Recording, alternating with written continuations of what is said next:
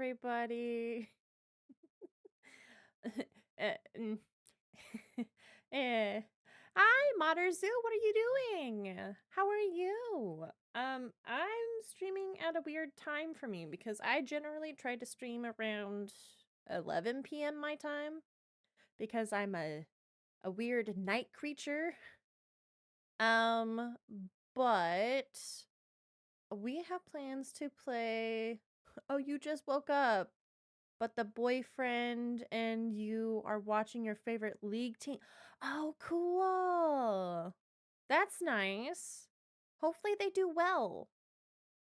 But we have plans to play your visual novel today. I just kind of wanted something that was like low brain commitment for the most part. Something I don't know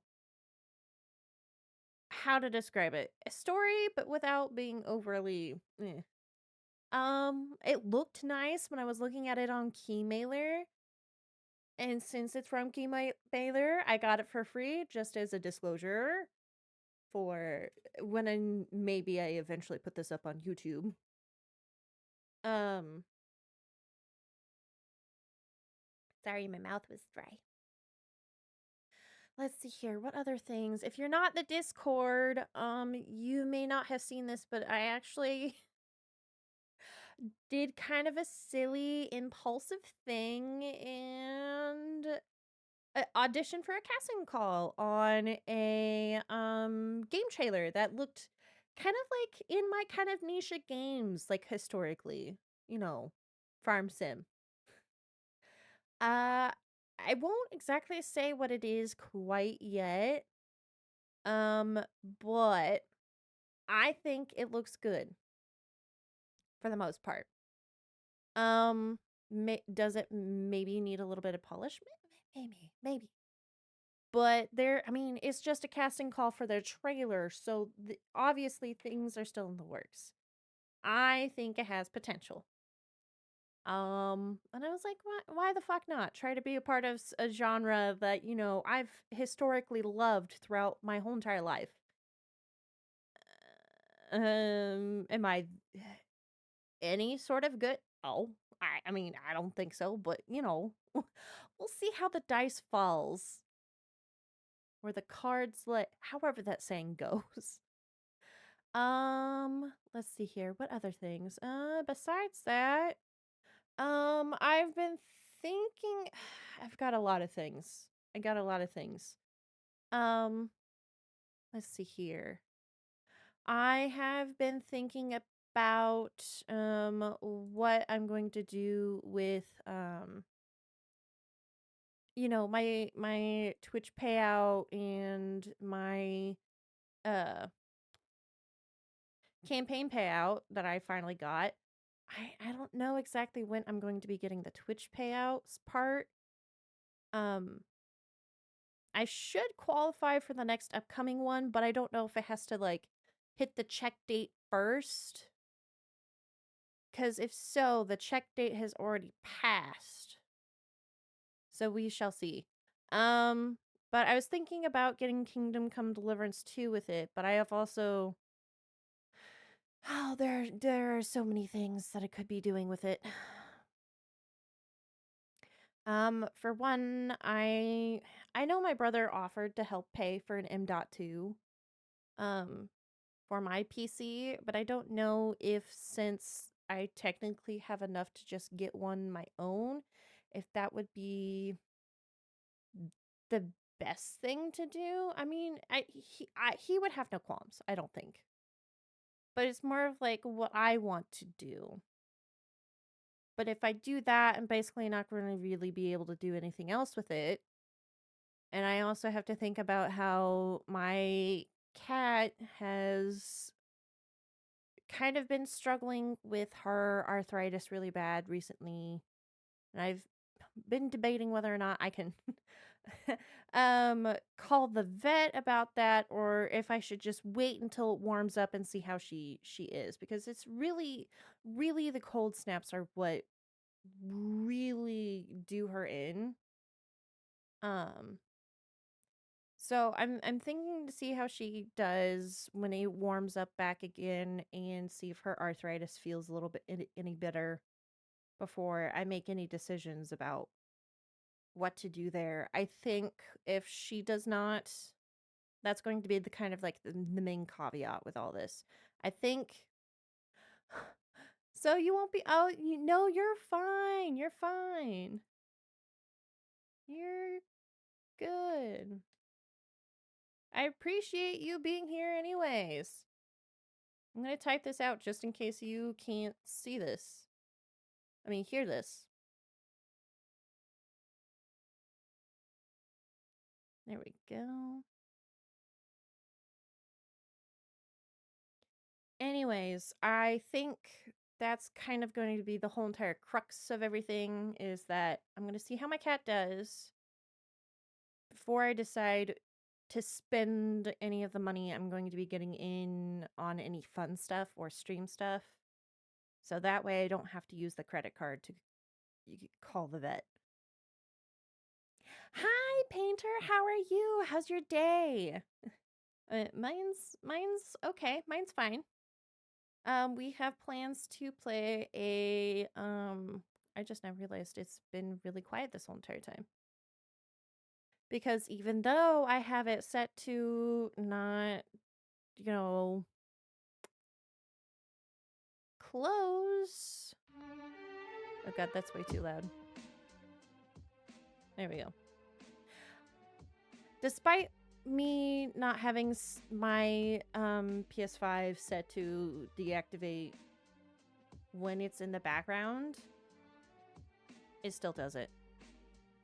But we have plans to play your visual novel and possibly, probably, Bloodborne.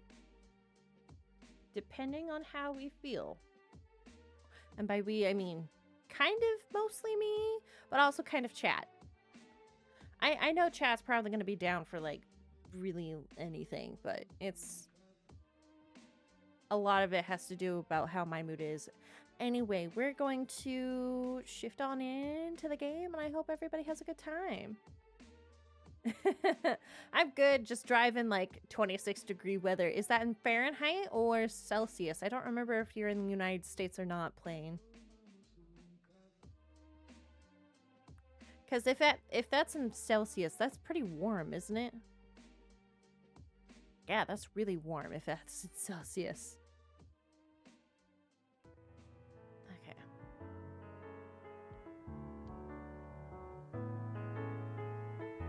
Okay, Fahrenheit. Okay, yeah.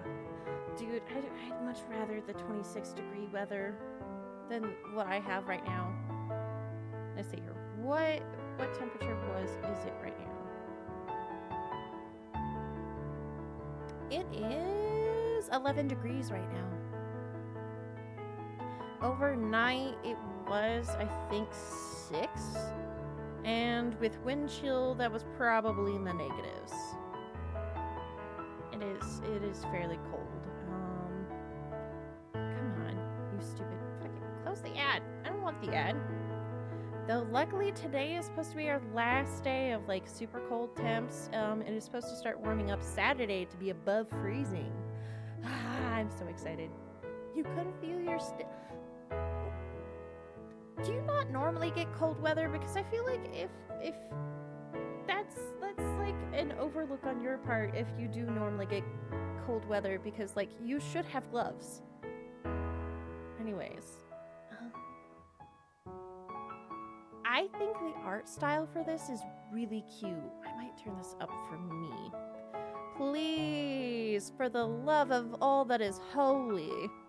If for some reason there are audio problems, like audio balancing issues, please let me know. Sometimes it doesn't go through my capture card correctly, and it's just capturing the OBS audio, even though it's showing up like in my capture card. I mean, my sound splitter. As what it should be.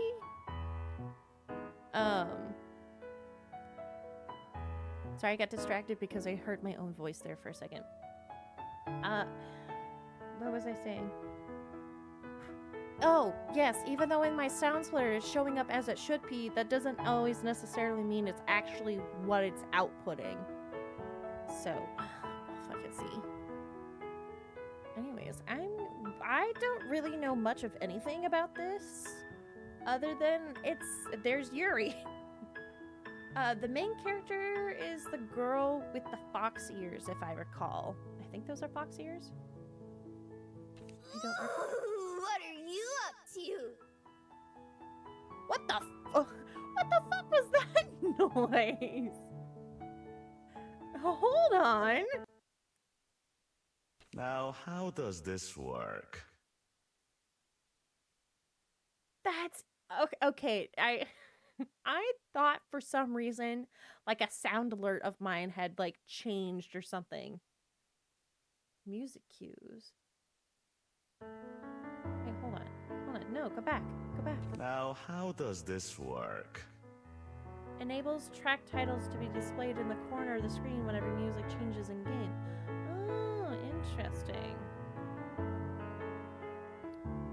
Set the speed of the text appears. A full bar is the fastest speed. It did sound like a sound alert.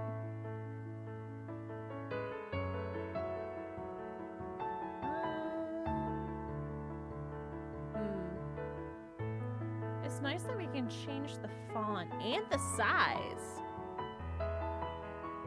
There's open dyslexic. I like open dyslexic, but it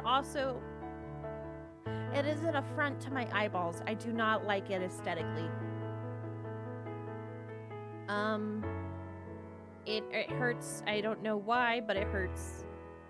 It hurts. I think we're gonna keep with the Laura. We're gonna probably keep with the default. I'm gonna turn down the music just a little bit. Interface, effects, and voices.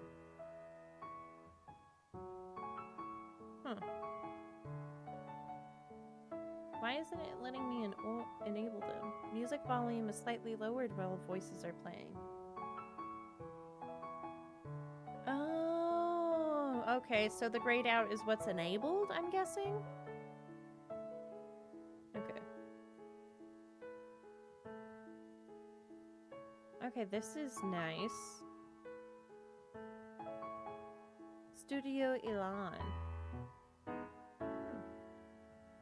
Oh shit, that's not what I wanted to do. How? Ah, there we go. All right, let's get this started. Me! Tell me this story next! Fog settled over the forest far from the villages and towns. With it came silence. Birch trees shivered, pondering the weather, and dropped their leaves in fright. Streams bubbled, unseen by man, and babbled like birds in the trees. In the middle of the forest was a grove, and in the middle of that grove was a log. It had been years since it had fallen, once one of the proudest trees around, and now in death was a home to an abundance of life. A line of frantic ants ran to and fro.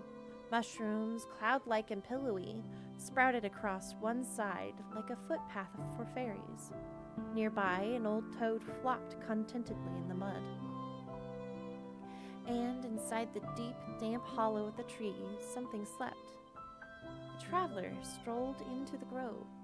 Their steps were slow and tired, and they spotted the log with relief, like greeting an old friend. Weary from the day's journey, the traveler sat to take a rest.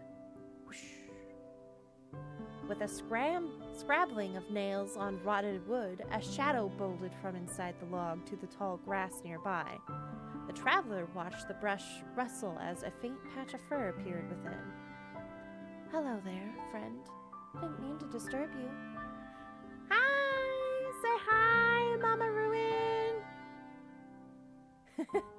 "I'm surprised you're on. Hi. I thought you'd be busy." They held their hand towards the grass, offering a piece of dried fish. At first, there was no reaction, and then first a snout appeared, quivering as it tested the air, then followed by the rest of the fox, sleek and tawny, as she took several slow steps forward. Her amber eyes were alight with mistrust, but also with wild, wild curiosity. Well, I appreciate it. I hope you have a good time working. Ugh. I'm itchy. The strangers sat unfazed, their offering still outstretched. They dared to meet the fox's eyes, and in that glance they felt something kindred. As the fox closed her jaws around the gift, a bond was made. Maybe we weren't so different, you and I. The traveler returned the next day, and the next day after that. Each day, they brought some treat for their new friend. Each day, the fox's steps grew a little more trusting. One day, when the traveler arrived, the fox was sitting in the clearing, waiting patiently. Hello, my friend. Have you been waiting long? The fox peered up at the traveler. Her amber eyes were warm and trusting. She accepted her gift of meat, gnawing it at the traveler's feet then and there. The traveler sat, imprinting into their mind the feeling of the wood beneath them, the clean air around them, and the tender bond of companionship. Where is your home, little fox? Is it here in this grove? Or do you come to see me too? This will be the last time, I'm afraid. Because I'll be going home tomorrow. I kind of like how they have, like, the dialogue and the narration separate. That, I actually really like that. Home is such a small place compared to the rest of the world. Yet, it's some place I can't wait to return to. I wish I could bring you with me, little friend. I wish that you could see the world too. Your home is all around me though, isn't it? It's wherever the trees are, wherever the leaves fall. Yeah, sorry, I'm getting adjusted. Little fox, perhaps it's you who's the more fortunate of the two of us. Aren't you melancholy? All too soon, it was time for the traveler to go. As they bade goodbye to the forest and to the fox, they knew that they would not return, but that they would carry the memories with them always. The next day, the fox was sitting in the clearing, waiting patiently. Cute little fox. Don't know why. I am looking upwards excessively.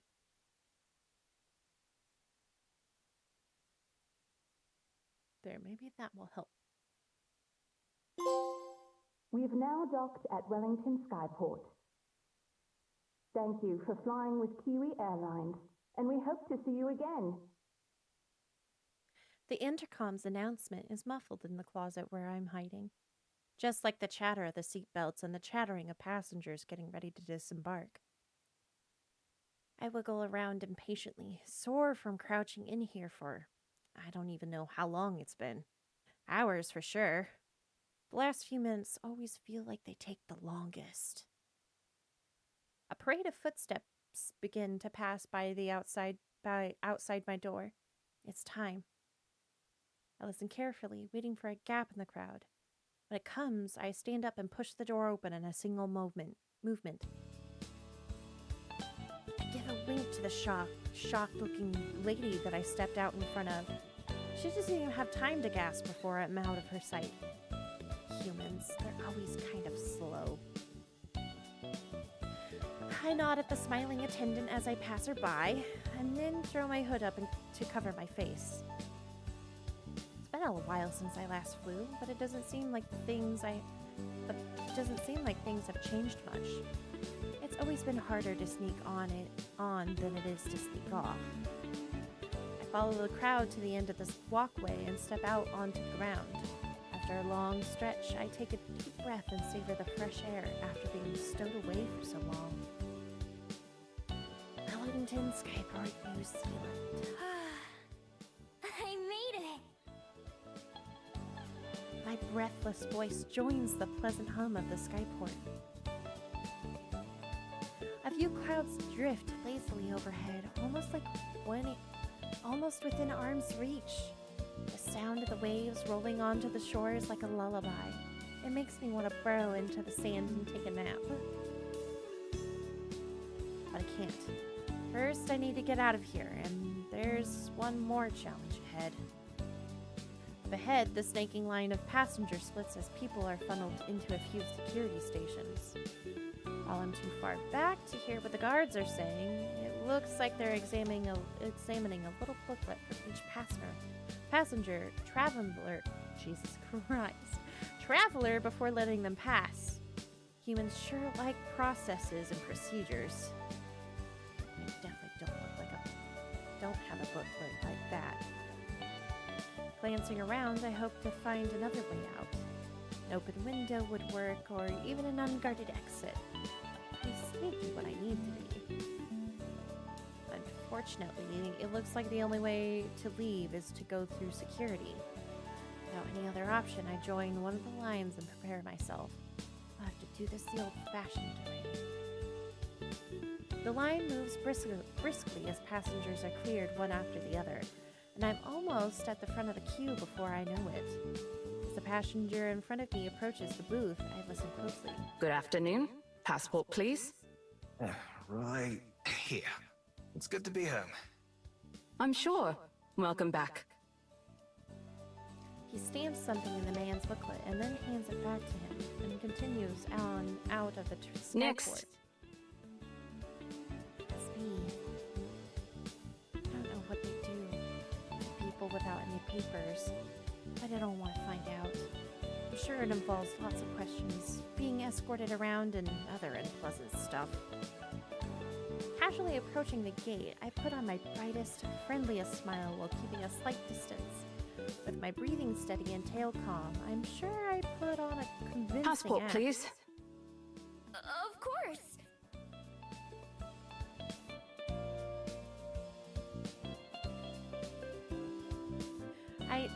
Sorry, I didn't read that. I just phased it.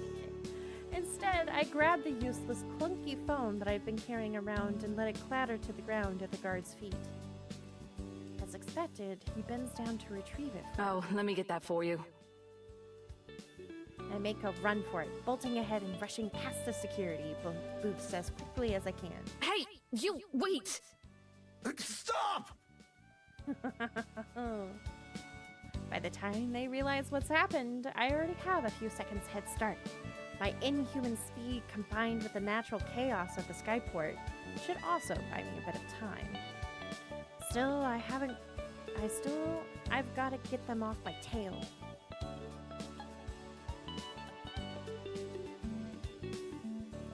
Dashing through the skyport doors and into the road outside, I don't even have time to take in the city.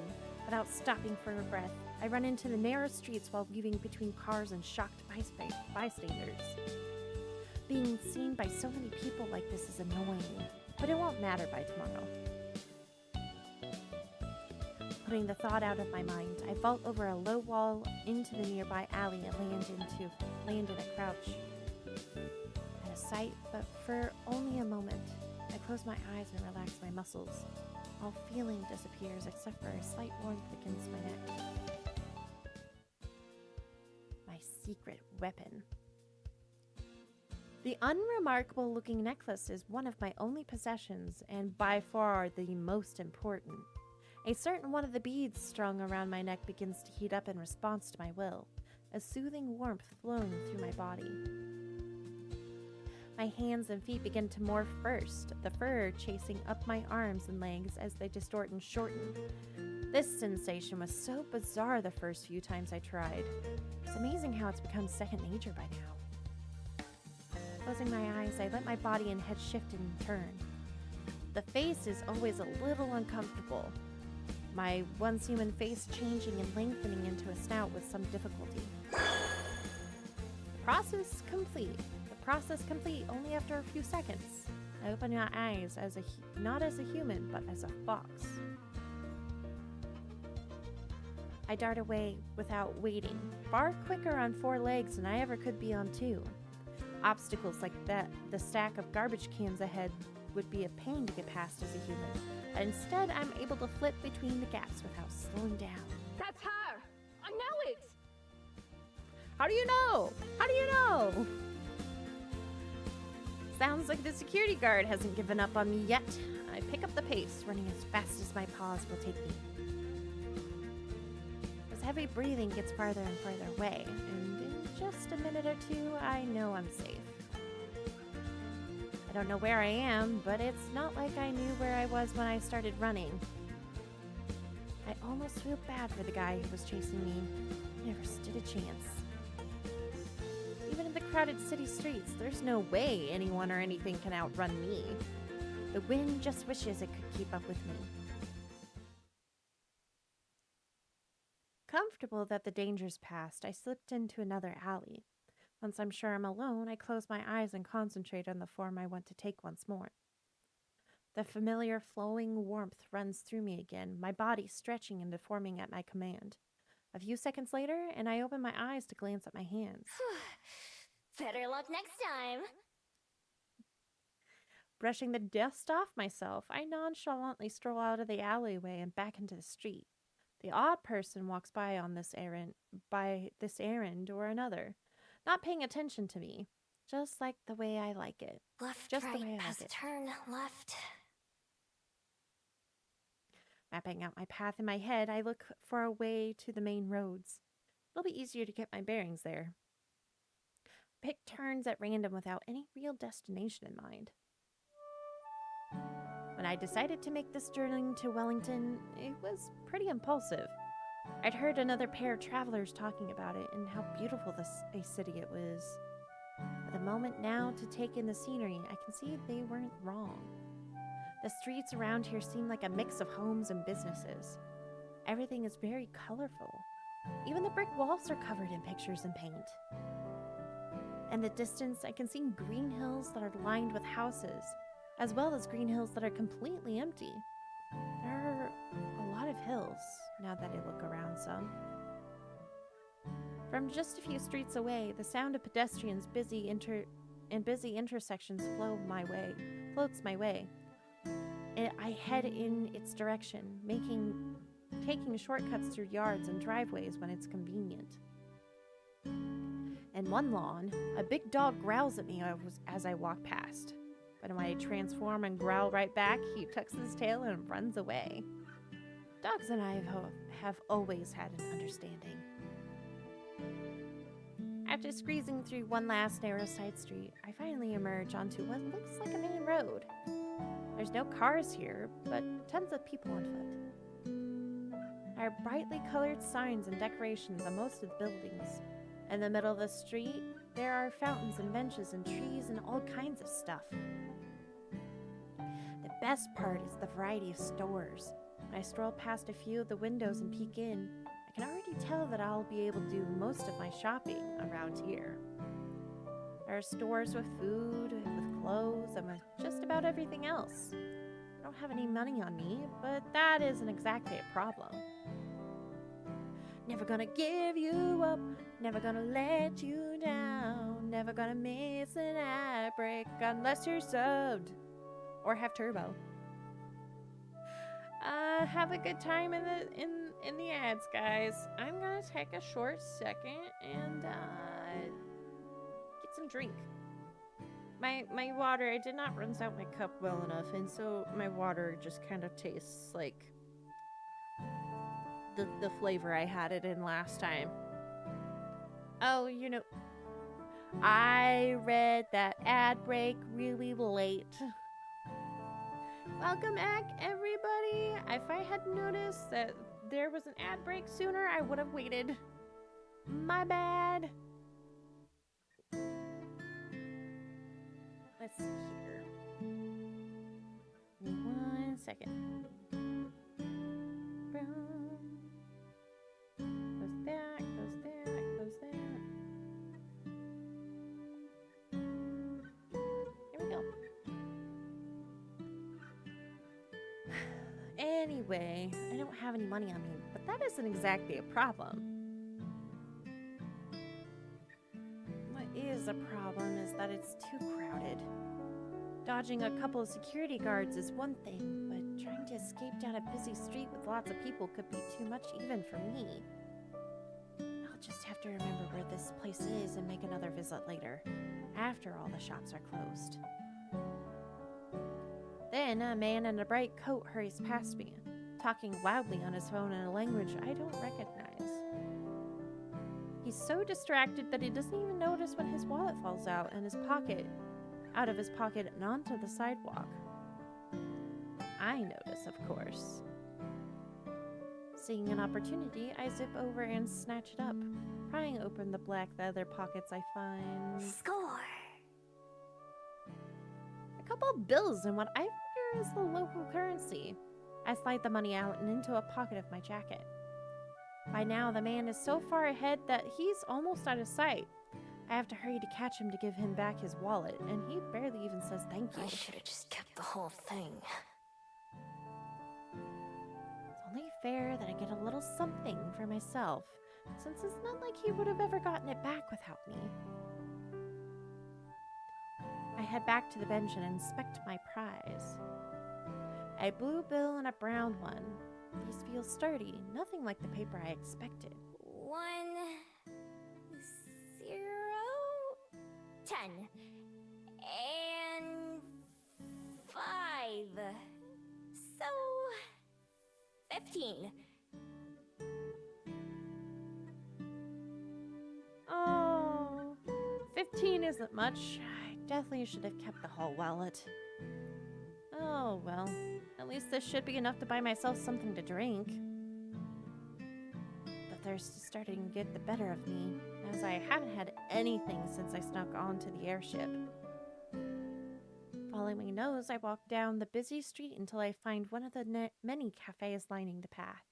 The sign hanging above its front door as a picture of a bell has a picture of a bell on it. Jesus Christ. A chiming bell rings out from above the door as I enter. I can't help but savor the wave of refreshing, cool air washing over me, which feels even better after so much running. Hiya! Welcome to the Bell House. Hey! She's a demi-human too! The barista behind the counter is the only other person in the store right now. As I nod in greeting and she leans forward with a cup in one hand and a pen in her other. What can I get you? We're having a special on affogatos if you want to try one. Ooh, affogato. That's good. Usually, they're like $7, but today, they're only 5. Ooh, yes. I'd like a... I'm not sure what an affogato is. Isn't that a vegetable? Not wanting to commit to the strange sounding drink, I look at the menu instead. Unfortunately, it's full of handwritten, spindly letters. I can't read a single word, and there are no helpful pictures. Safe option it is. I'll just have a vanilla latte. Ugh, boring. But okay. Name? Miho. It's my first time testing out how that name sounds, and I decided that I like it. I decided on the airship that was the name I would use here in Wellington. I've used so many names throughout my life that I can't remember most of them. For each new city that I visit, I come up with something new. Foxes don't have any uses for names, so nobody ever gave me one. Scribbling something on the cup with a black marker, if that's how this name looks, then I'm even more pleased with it. $4.50, please. I hand her the brown bill and she gives me back a big coin with a picture of a boat on it. All right. I'll have this ready for you in no time. This is pretty cute so far. She seems enthusiastic. I nod as she spins around and starts working. Looking about somewhere to sit, I decide on a seat by the window with the sun pouring in. Near the entrance of the cafe, there's a wire rack with a stack of maps and tourist pamphlets. So I grab one of the maps before taking my seat. Sorry. I itched. My leg itched. This cafe is big and bright, with plants everywhere. They're on the walls, on the floor, and on the ceiling. Most of them are real and vibrant, obviously being well cared for. Even the lights that hang down from the ceiling have glass ornaments with little shrubs in them. Seems like I made a good choice coming here.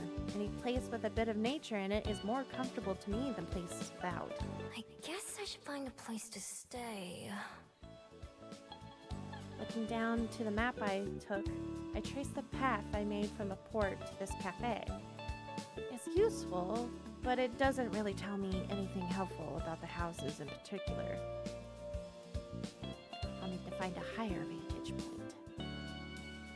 I moved my finger along the hills I noticed from outside, following the little brown path to a patch of green with a little mountain icon. That should work for now. Miho! My ears perk up, right as the barista arrives and places my drink in front of me. Thanks! I reach over and take the warm cup in my hand, but the barista doesn't let go. You ready for the rain tomorrow? Huh? It's gonna rain tomorrow. I glance behind me out of the window. It's as sunny and blue as a day I've ever seen. How do you know that? There aren't any clouds out there. She's part bird, duh. I'm just good with the weather. Anyway, if you forget, then you'll be sorry. Oh shit, I skipped that. She finally lets go of my drink and heads back behind the counter. People are weird. Does the barista pull that on everyone? Standing on the doorstep, I have my first sip. Oh, this is really good. Nice. It's pretty plain, but well made. The coffee isn't too bitter, which is perfect for me. So cute. Aw, thank you for the pats, Painter. With a moment to myself, my thoughts turn inwards as I sip the warm drink. My first travels were in search of someone, but despite my whole life being spent trying, I haven't made any progress in finding them. So I've taken to simply wandering, going wherever I wish at the time. I'd been itching for a change of scenery anyway, so I boarded. Well, snuck onto. The first airship that I could. The best part about owning nothing but the clothes on my back is that I can pick up and leave whenever I feel like it. I take a moment to get my bearings and look around. I see a tired-looking person shuffling along the far footpath with a briefcase in their hand. They stop outside one of the buildings, take a deep breath, and pat their face a couple of times, and then go inside. They must not be looking forward to whatever's going to happen in there. Maybe they have to fight someone. Through the large glass windows of another store, a fawn is trying on a pair of shoes, but they don't seem to fit her hooves. The people waiting with her look annoyed. I wonder if she fusses around with her footwear a lot. For a while, I simply let the day roll by and watch the various figures who stroll by. People watching is fun, especially in such a busy city. Eventually, I go to sip my coffee, only to find nothing coming out. With no more reason to stick around, it's time to go. On the sunlit street, I look about to match what I can see with the map's directions. There's a tall green mountain in the distance ahead of me, which must be the one on the map. It'll be the perfect vantage point for the city. Ideally, I'll find an empty building I can crash in, but it's not necessary. A roof over my head would be nice, but I'm plenty used to sleeping outside under the stars. Sometimes it's better than sleeping in a bed. It seems like the game has kind of taken a pause on the music. If for some reason after its transitions in the scene, that it's not back, I will check, but I think this is just part of the game. I set off on the long walk to the summit. Ah, no, it was just the game. The path to mountain turns out to be less simple than the map made it look. First, a trail takes me along the waterfront, and then it turns upwards through a small forested area. Being among the trees and their tall shadows makes me feel at home. When the path leaves the woods again, I'm a little disappointed. It leads up a paved road, so I stick to the edge to avoid passing cars. Sometimes I take the shortcuts through yards or up unmarked paths. There are quite a few nice-looking homes right along the roadside. I make a mental note to go check them out when I'm low on money or food. Not much further along, a concrete-looking lookout offers another glimpse of the city below. A couple airships are coming in to dock at the skyport, probably from one of the other floating islands.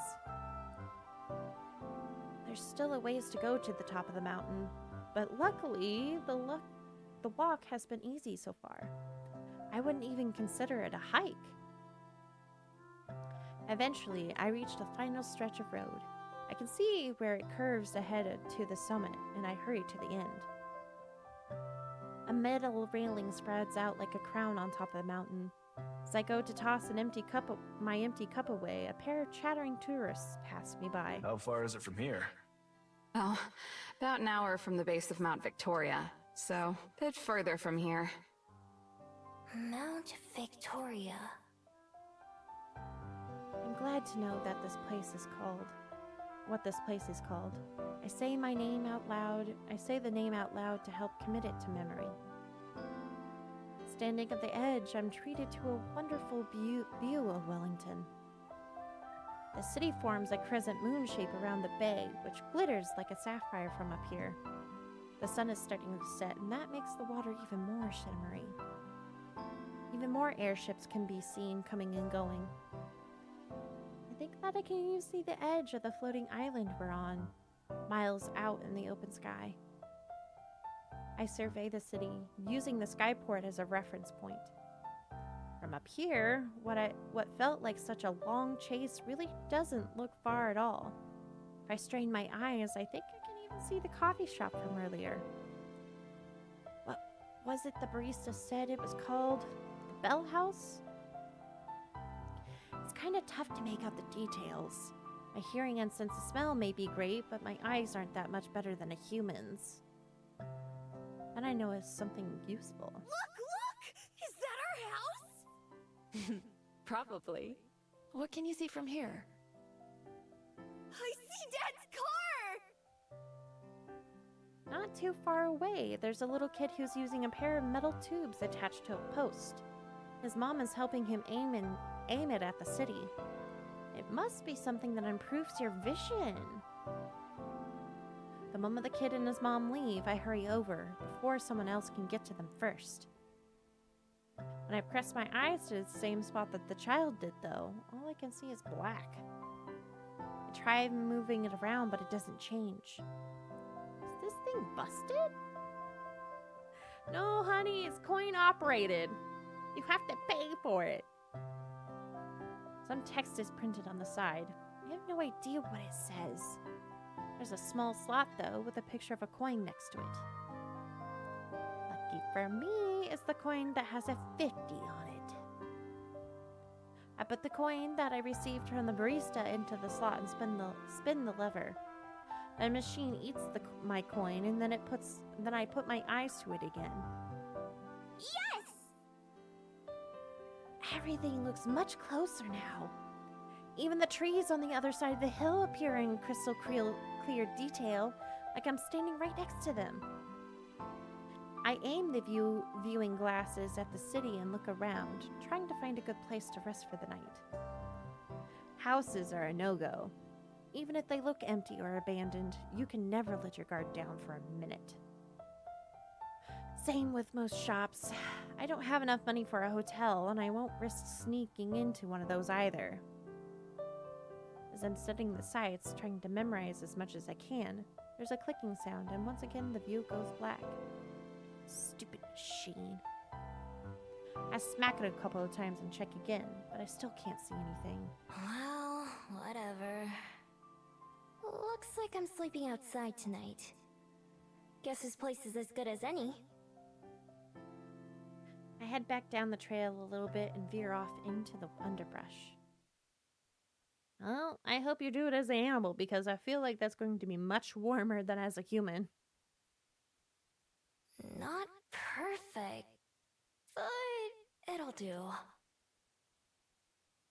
It's not exactly the wilderness, but just about everything around here seems cityfied to some extent.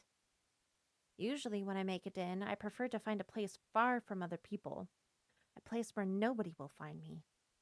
I doubt I'll find anything perfect, but this is good enough. It's Oh fine. no! Can't afford to be Tweet, picky. why is your laptop dying? Like, do you just need to plug it in, or is it like parts of it are dying? And hello, Tweet. Nice to see you. How are you? Other than lamenting over dying laptop. This is a Yuri visual novel that we got from Keymailer. I've decided I'm going to play this until I get bored, and if I want, I'm thinking... Sorry, I'm stretching. I'm thinking about moving on to Bloodborne here in a bit. But it also depends on what time I want to go to bed, too. You're trying to figure out the best way to efficiently add 400 hours of VODs onto YouTube. That's a good question. So, I think you can multi-upload? Hold on, I don't remember. Let me give it a look. Let's see here. Let me go to my VODs. Content. Video producer. Highlights and uploads. Oh my gosh, okay.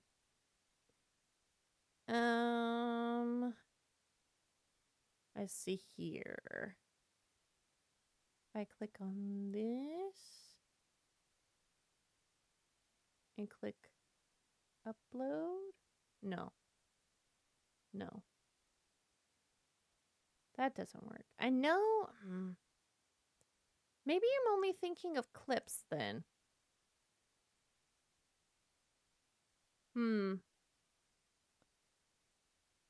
Unfortunately, it seems that you're going to have to upload them one by one, but I know like Twitch lets you do it from their side instead of having to download them individually. You could always download them en masse and then upload them, but I figured you already know that. Oh yeah, you do. Oh, I can't do that. It's white and black. But yeah. I think they only allow you to mass like upload like clips and highlights, not whole entire VODs. God, that sucks. 400 hours. That is a lot. If you happen to be in my Discord, you'll see. I don't think so. Oh, sorry. Like, I had tea, and so I'm having like a little bit of like the cramps I have from the caffeine. And you know, I've also had chili. Lots of beans. Once the trail I was on is out of sight, I transform again. My neck gets warm as my beads activate. And a few seconds later, I'm on all fours. As a fox, the sensations of nature are much stronger. The earth beneath my paws is cool and refreshing, and the breeze whips through my tails like a massage. Sorry for the burp. Dancing little dinosaurs from playing. I hurried down a hill covered in grass, so tall that it reaches way over my head. I can smell fresh water and follow the descent to a small stream where I'm able to quench my thirst. It's just as satisfying as the drink I got at the cafe, but in a different way. And being able to slurp up water in it is way more enjoyable than having to use a straw. Or worse, one of those lids with the tiny holes. Fuck the lids with the tiny holes! For a little while, I follow my nose to some berries and some edible plants that'll do for a snack. Unfortunately, unlike the water, foraging is never as satisfying as eating human food. If I want a real meal tonight, then I should pick up the pace before it gets too late. Still, I want to get this done now, while there's still daylight. I keep close to the stream and search for a place where the ground is soft. Before too long, I find a promising area. A small valley with hills on most of the sides and thick foliage on the others. I'm still close enough to civilization to hear cars and other city noise, but the area I'm in doesn't seem like it gets visited very often. At the very least, it doesn't really smell like people. The spot that I settle on is a nice mound of earth near the edge of the woods, partially hidden by a tall tree with low-hanging leaves. Even if no one comes by, it makes me feel better knowing that I'll be out of sight. And so, I start to dig. My claws rip away the dirt as I burrow downwards, widening the tunnel just enough for my sleek frame to fit. First, I dig forwards, and then downwards, widening out an area that's big enough for my whole body to fit. This is something I've been doing my whole life, even back when I was just a regular fox. Oh no, oh. Oh, Twee. Hopefully it gets hopefully it gets figured out. But you never did say how your laptop was dying. In what way? Unless that's part of the point of why you said in the Discord.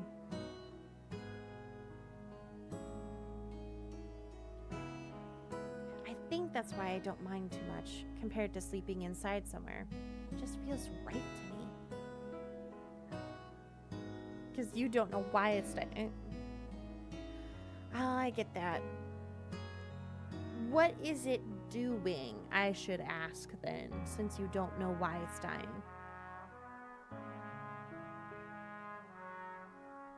Because it may be something simple, like a battery replacement, or something more complex. Who knows? It takes a little while. By the time I'm finally finished, the first few stars have started to peek out from the sky. Hello, Broken Tooth! How are you? How are you doing? I know this is a really early stream for me. It's plugged in fine. But when it's unplugged, it dies super fast. Is that... I'm jumping to conclusions here. What? No. Oh. Oh, sorry. Sorry. My bad. It's me yapping.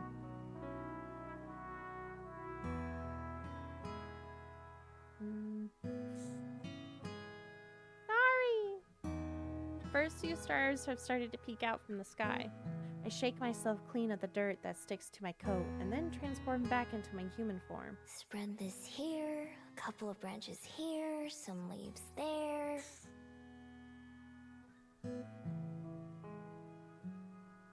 I walk around the valley a bit, checking from different angles. Not bad for just an afternoon's work. If you weren't looking for it, I don't think you'd ever notice anything out of place. All that digging has made me work up an appetite, and not the kind that'll be satisfied with just a few berries. Ugh, I'm so hungry. I haven't had a real meal since yesterday. My stomach rumbles painfully.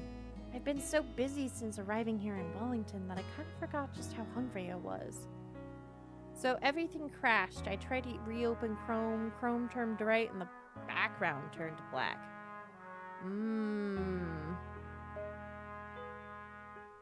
Morning, Oopa. How are you? How's your day been so far? Everything crashed. You tried to reopen Chrome. Chrome turned white and the background turned black.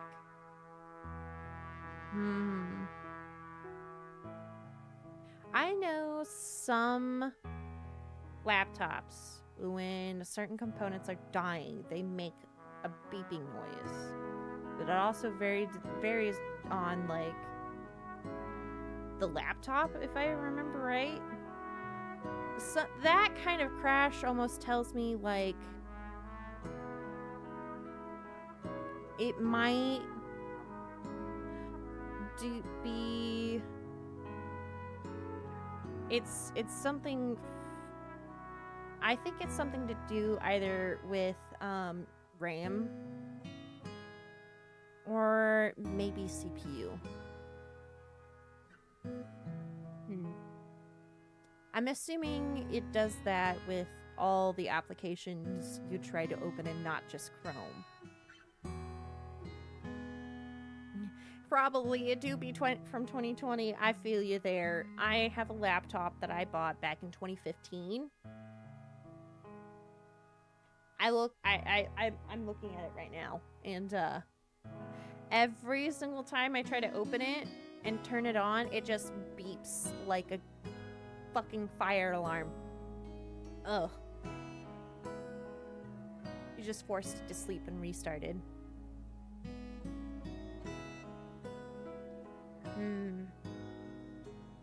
Yeah, I definitely think your laptop is. And the bad thing is, most laptops aren't really made to have, like, their parts replaced either, unless they're gaming laptops. So getting them fixed can be trouble, considering that those are harder to fix at home. You'd have to probably send it off to a shop if you really wanted to keep it. Yours is a gaming one, but you're broke. No, trust me, I get you. I feel you there. Oh, thank you for the fish. Hi, Gray. How are you? This is early for you. We're playing a game from Keymailer. It's a Yuri visual novel. So far, I think it's cute. I really like the art style. Gray, did you even sleep right? Yes. It's 2 a.m. I was like, I usually tend to stream when most Aussies are, like, you know, like, after, like, their working hours. So, like, I'm surprised that you are up. It is nighttime there. Yeah. It's a Yuri visual novel. Oh, you usually go to sleep? Well, I hope you have a good sleep. Anyways, you only got 5 games on there. That still sucks, though, Twee. Especially when you, like, want to try to fix it and you can't. Ugh. Oh, you're getting ready for work? Have fun! Well, I can't imagine being a school nurse is overly entertaining. It's one of those jobs you get because it's quiet, at least in my opinion. Because being a nurse is hectic as shit. And I only have experience being, like, training as an animal nurse. My stomach rumbles painfully as I've been so busy since arriving here in Wellington that I kind of forgot just how hungry I was. I'll grab some human food back in town. Casting one last glance at my afternoon work, I set off towards the city. Work never ends. Time to get some food! Never gonna give you up, never gonna let you down, never gonna miss an ad break unless you're subbed. I should probably take a hot second for y'all to come back from your ad break in about 3 minutes. A stretch. I'll try not to continue on in the story while there are ad breaks for those who are not subbed, so that they can, still listen to the story because who knows if you're on mobile or not.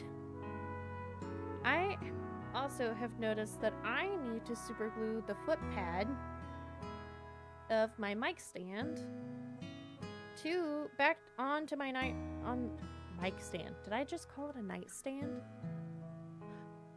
Anyway, the foot pad needs to be super glued because it's coming off. What the fuck is that? Oh.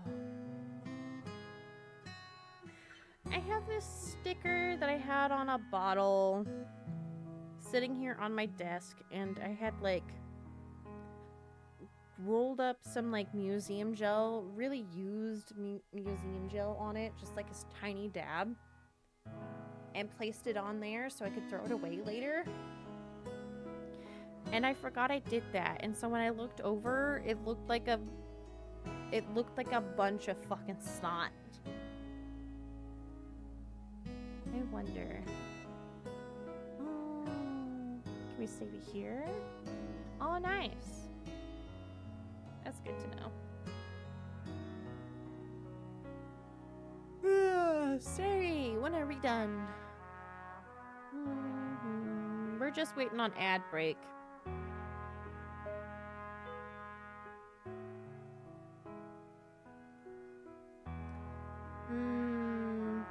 I'm excited it's grocery weekend this week. I'm thinking if we can budget it in, I'm wanting to get some, if they have it and if they're affordable, I want to get some lamb steaks and get some wine to cook them in and do like a wine demi-glaze and lamb steaks and maybe some egg noodles and mashed potatoes. I think that would be really good. Maybe not mashed potatoes, maybe like a baked potato and some green beans, some onions and some mushrooms. Yes. That sounds lovely.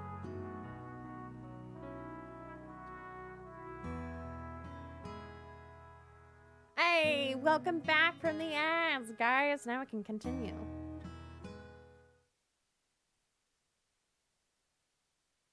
I was just talking about how I wanted to make some lamb steaks in demi-glaze. And with some, like, egg noodles and a baked potato and maybe some green beans. It really depends. Oh, are you crying on the inside? Is it for your laptop? I'm sorry. I'm so sorry, Twee. I know how that feels. Honestly, it would just make me super angry. It would just make me so angry. I'm a bit disappointed when I finally get back to the busy street from before. I was hoping it would be emptier now, and that all the stores would be closed. Turns out I was half right. A lot of the shops have gone dark for the evening, but there are just as many people walking around now as there were earlier. In fact, there might even be more. The patio of a restaurant has a bunch of tables full. A mermaid is sitting in the fountain I sat by earlier, chatting with a cyclops. Even the cafe I visited is crowded now, with a line almost out the door. After pacing up and down the road for a while, I sit down and try to figure out what to do next. I'm not too worried about what would happen if I got caught stealing. I'd just escape, obviously. And even if even if they somehow managed to catch me, it wouldn't be an issue for very long. See, there's something different about me that makes me extra good at being a thief.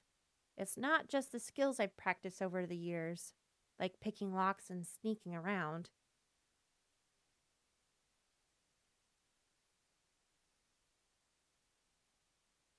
Actually, you're about to have your laptop for 4 years, you lied. Oh, that's even worse. It's even younger than what you thought it was. God damn, that fucking sucks. No, it's a bit more special than that. Without fail, every single person I meet forgets about me by the next day. I don't know why, but I don't really care either. It's magic. That's all I know about it. really useful magic. Everywhere I go, no matter how careless I am, all of my problems are solved by the next day.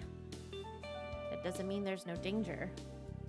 I've been caught in the act before, and beaten or harassed before I can manage to get away. I've even lost a few prizes that I stole fair and square because I had to get going in a hurry. If someone sees me but isn't able to stop me, I know that I'll be home free. Sure, they might remember having something stolen, but they'll never know who did it.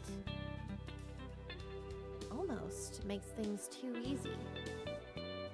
Right now, it would be smarter to just come back even later, in the dead of night, and hope that there are no people around. I'd be able to take my time browsing without having to worry about making a quick escape. Where's the fun in that, though? Oh, she's a klepto. I walk casually up and down the street, glancing into windows without being too obvious about it. Some stores still have customers inside. Others have locked their doors and shut off the lights. You've deleted DaVinci Resolve. No VOD editing for me. That's a lot more than I tend to bother with. I just upload and go. I know technically I shouldn't do that, but it's what I do.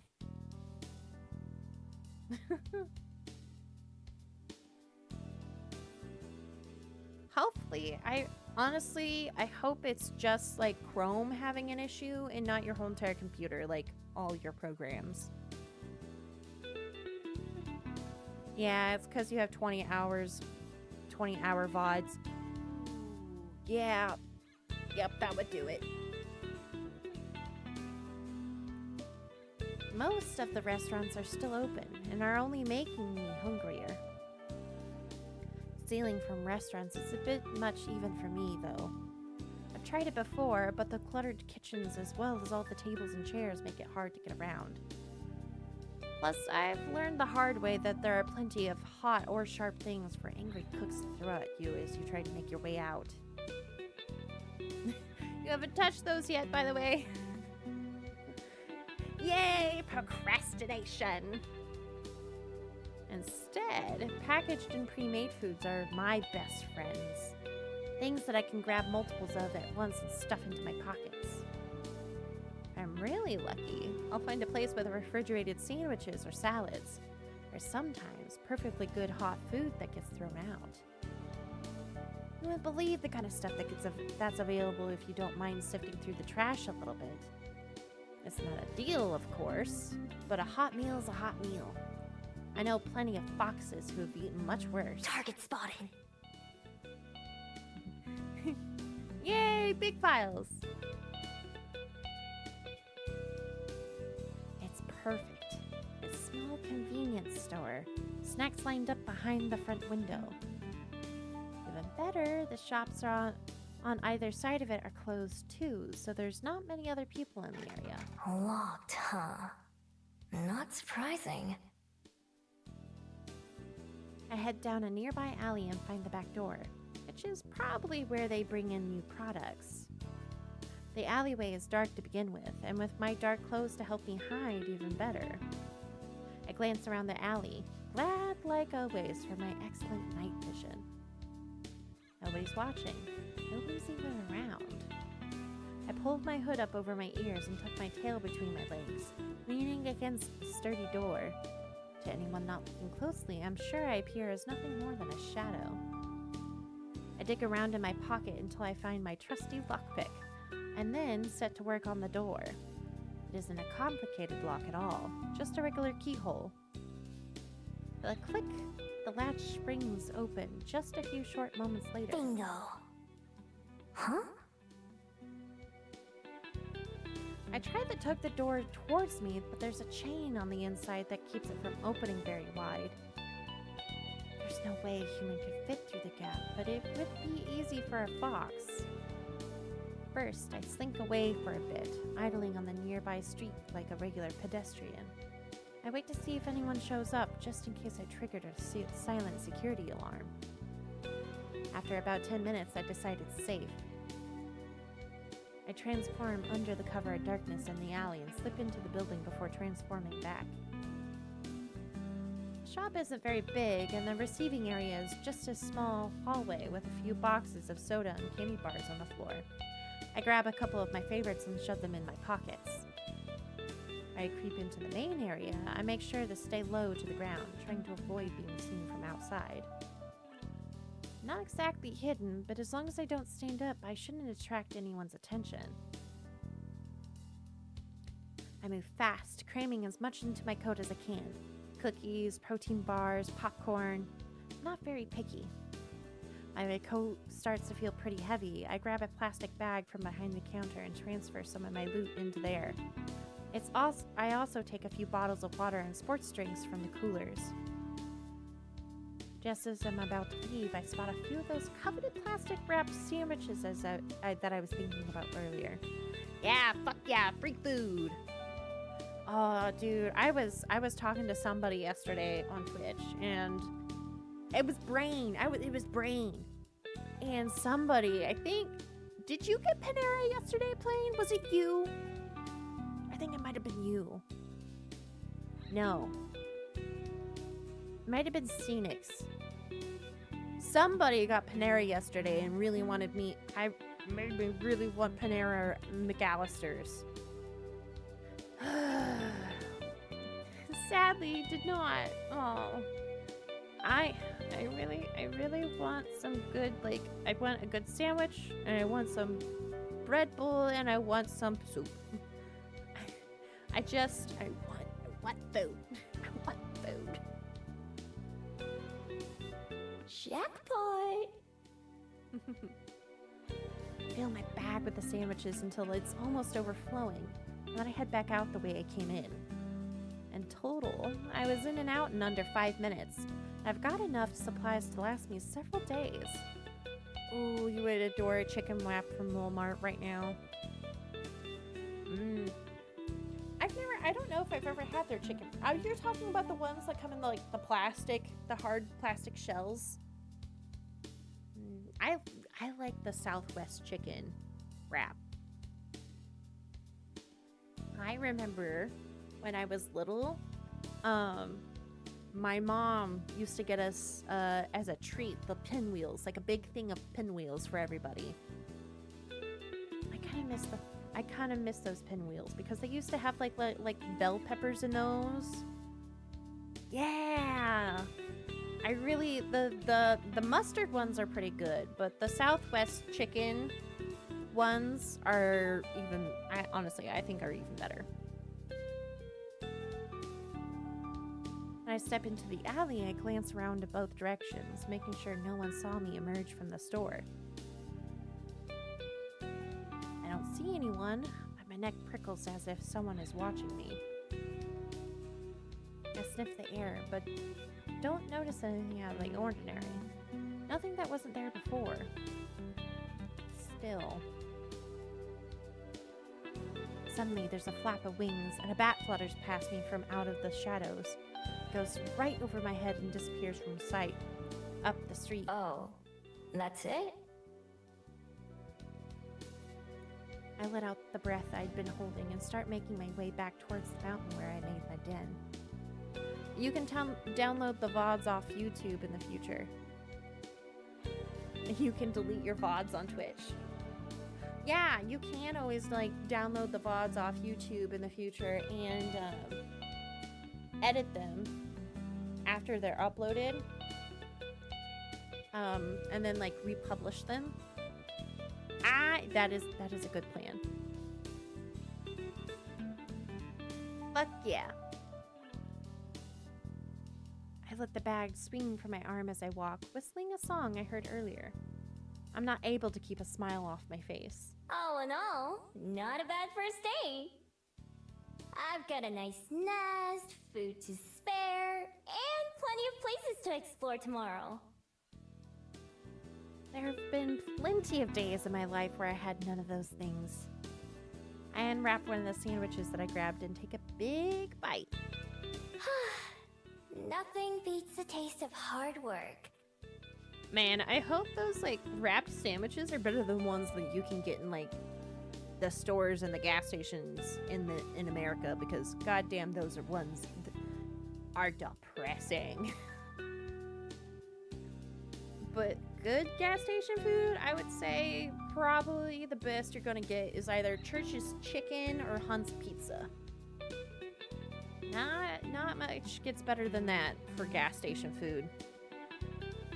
I hope Wellington continues to treat me well while I'm here. So tired.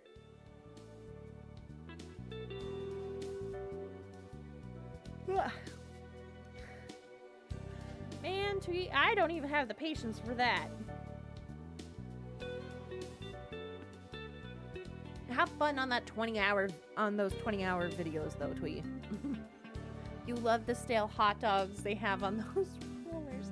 I've not once had those. I've never been. You go to. Why have I never thought of doing that? Jesus. I wonder if adding a stream marker also works too. I don't know. Food they thought. You do about 5-ish hours a day. Huh.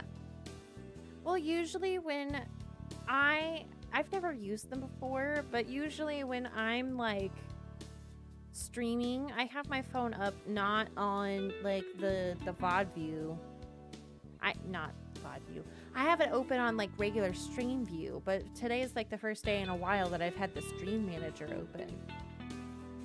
So, because usually that's how I like typically check to make sure like the stream is going okay, like if there's like any lagging or anything. It's typically how I do it, but oh, that's good to know too. Huh. Nice. Thank you for the info. I'm gonna sleep so well tonight. I kind of just hope and pray for my streams. Yeah, I'm gonna have to go through all my VODs too, and one, I need to make clips. I abhor, honestly, I fucking abhor making clips, but I understand they are a necessity. I just suck at making them because I'm just like, I don't know, I guess my humor is different. Ooh. Speaking of things, I think I need to go to the bathroom, so I will be right back. Oh, no, music, why?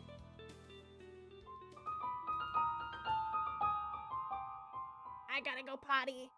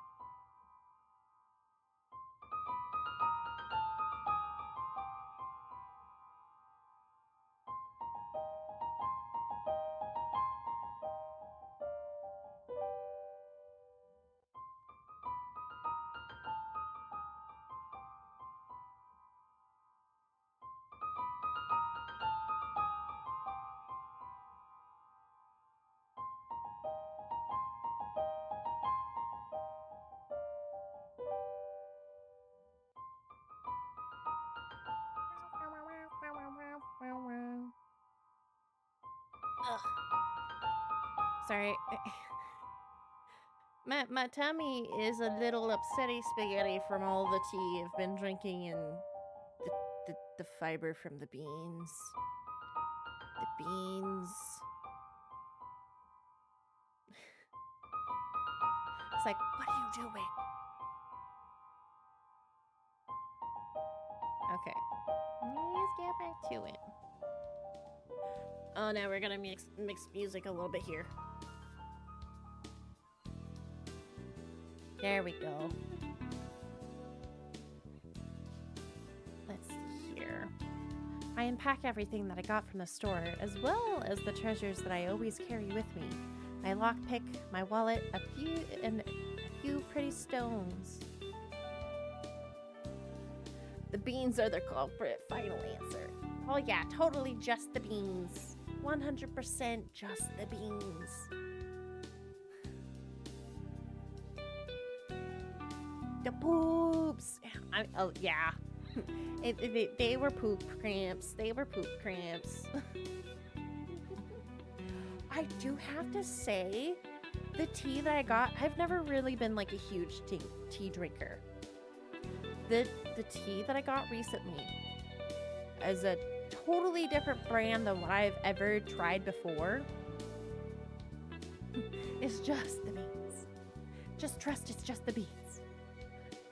It is the Harney & Sons tea that comes in the sachets, or some people call them sachets, I think.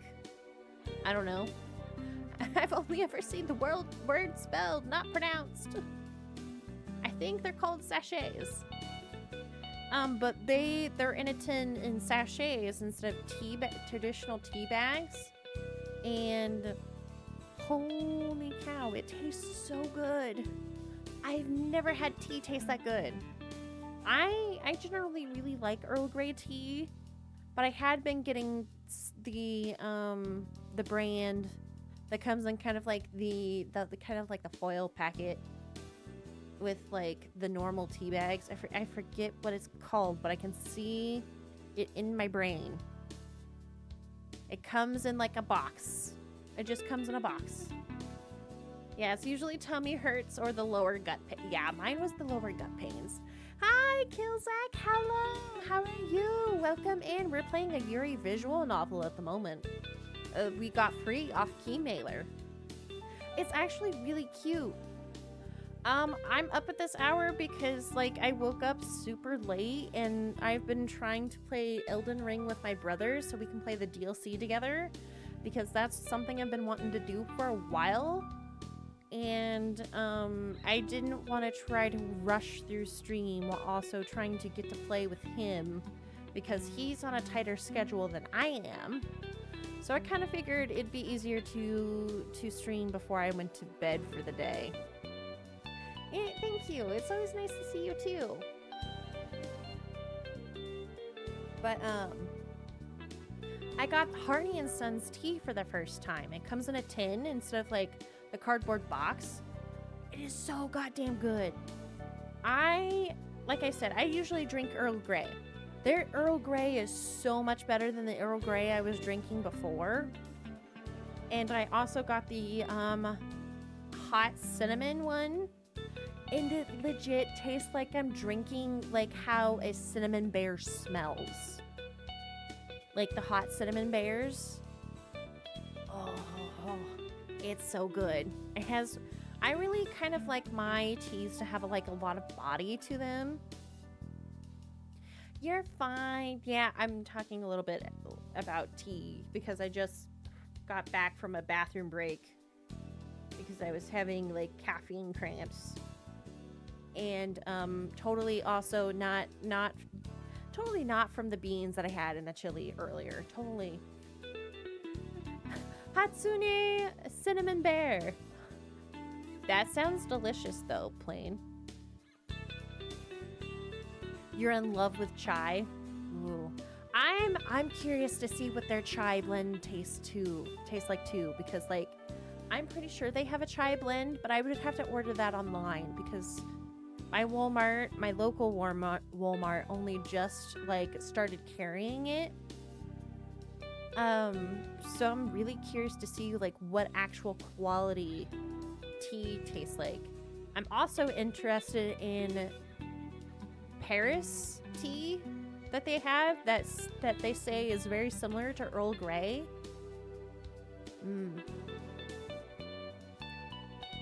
Twee likes matcha. I'm not really surprised by that. I don't know if I've ever had really good matcha either, so there is a Lipton blend called Marek Mint. Ooh. If you're open to suggestions. To be honest, I never really drink a lot of Lipton except for in like the iced tea. I do like their iced tea. I don't think I've ever drank traditional tea like y'all are talking about. Do you know how expired matcha kind of tastes like seaweed? No, I didn't know that. Morocco.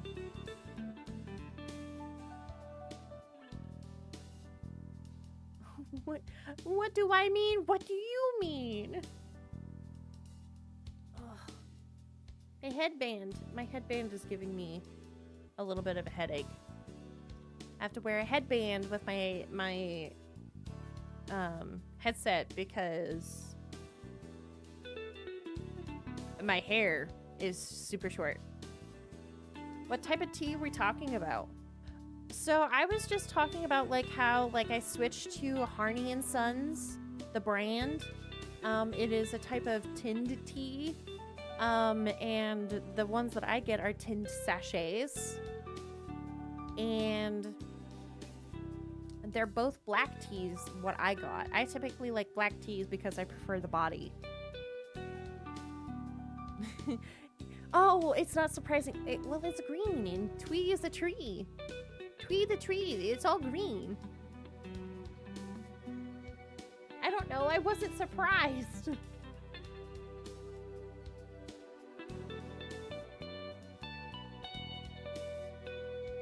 That's what I mean. It just feels like a twee thing, okay? Okay, so not that pre-made instant kind of tea you have around the US. Instant, I don't know. Instant tea, like instant coffee? We have tea in tea bags and tea leaves here. I mean, it's not always the best because we have to import it. But like, I don't know. I generally don't like drink a lot of Lipton tea. I do really like the Sleepy Time blend from that one brand I'm suddenly forgetting about. I really like that herbal blend. It's really flavorful, but also very calming. You've never had tea in bags. Tea in bags is easy for me because I don't really have a tea I had a tea diffuser somewhere. But I also don't really like fucking with the loose leaf teas. I know probably I'd get more bang for my buck out of that way. But it's just not something I've ever done. Sorry, I took off my headband. I had to readjust my hair. It was giving me a headache. But like the Harney and Sons has like, instead of those like, I don't know, almost papery bags that most teas in the US come with, Harney and Sons has kind of like a mesh sachet, like, I wouldn't even know like what it's exactly made out of. Polyester, I'm assuming, of tea. And it's just like more controlled portions. It's like when you are not really used to like brewing tea all the time and making tea like all the time, it's much more predictable that way to have a sachet of tea than dealing with loose leaf, in my opinion. I think loose leaf is the next step up. Maybe I will eventually get into loose leaf, especially with probably with herbal blends. Yeah, tea bags are practical. But like instant tea, instant tea. I don't know if I've ever had instant tea.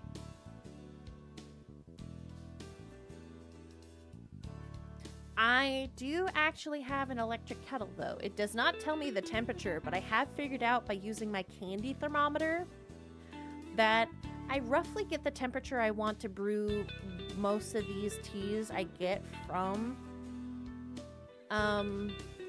by letting the water go completely up to temp and letting the tea kettle like auto shut off. I know there are tea kettles out there, electric tea kettles that tell you the temperature on them. Maybe one day I will get one of those. But for right now, I'm working with that. And I've also learned that tea varies greatly in flavor depending on like the hardness of your water. You like instant tea like Lipton, because I like to put in as much of the powder. I didn't even know instant tea existed. What? I've only ever used like tea bags. I knew, well, I guess I shouldn't be that surprised because instant coffee exists. Plenty of places have instant coffee. Plenty of places also have really good instant coffee. Not that I've tried. I'm just going off of what people have told me. So, okay, give me a second. I'm going to unplug my controller and plug my iPhone back in.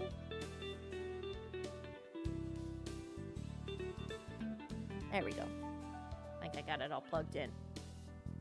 But like, I'm really hoping to maybe this grocery day get like a different flavor. I know at the Walmart I was at, they had butterfly pea tea, and I've always been kind of like interested to try that. Instant coffee is an option for when you don't have any other options. I would also, yeah. Some people, depending on the brand, do prefer instant coffee over anything else. Mostly for the practicality of it, because then you waste a lot less coffee. But some people just really prefer that flavor and the consistency, I guess, of the flavor. Hey, there was a trend on TikTok to where like there was like this instant coffee like foam stuff people were making. And it looked really good, okay? You can't knock that until you try it. Not all instant coffees are bad. I think maybe it's the Spanish brand that I'm thinking of that people say is a good. Dalgona, I think, is like the hard caramel. Twee. Where, like, at least in the Squid Games where they had to cut out the shapes from that, there is a right choice, and the instant coffee is one. Killzak has very strong opinions, and that's fine. That's completely fine. Everybody's gonna have different feelings. Can't get that damaged or dirty. I change back into a fox form and then dig another hole near the entrance to my den. This one is much smaller and shallower. I bury some of the snacks that I stole before covering them back up with dirt. Not like anyone's gonna come by and swipe my things. You're from better Brazil. safe than sorry. Coffee. Oh, I bet you go. Dalgona? It's Dalgona coffee? Really? Huh. I didn't know that's exactly what it was called. I thought Dalgona was like the little like caramel that they like cut the shapes out of that's made with the baking soda and stuff. Pretty sure it's baking soda. I stole this myself after all. Don't want it being stolen from me. Miho is a cute character. Stuff like my pen and my favorite rock go into the burrow with me. since I like having them close by. If I take a pic of me work desk now, you can see how much I love coffee. I will take your word for it. I know coffee drinkers can be very particular and like very into coffee. Oh, trust me, I was on coffee TikTok for a while. That's like if you get upset at certain rice. It's dumb. Rice is rice. I think the only coffee I've tried is espresso, and it was like a Dunkin'. Oh no. Oh, Fat Man wants in. Hold on. But oh no, Dunkin' Donuts coffee is awful.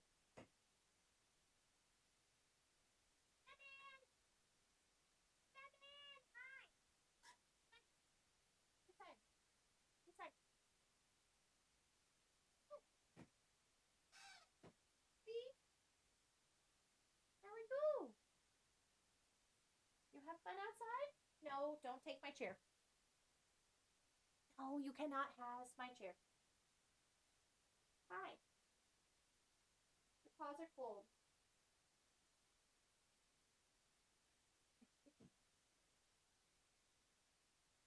He's a good boy. Oh. I will after stream, okay? I will look at Discord after stream. I'm a little busy at the moment and my head hurts. So I would like to focus on this stream. Better analogy, I'm particular about clothing fibers. You know what? Same.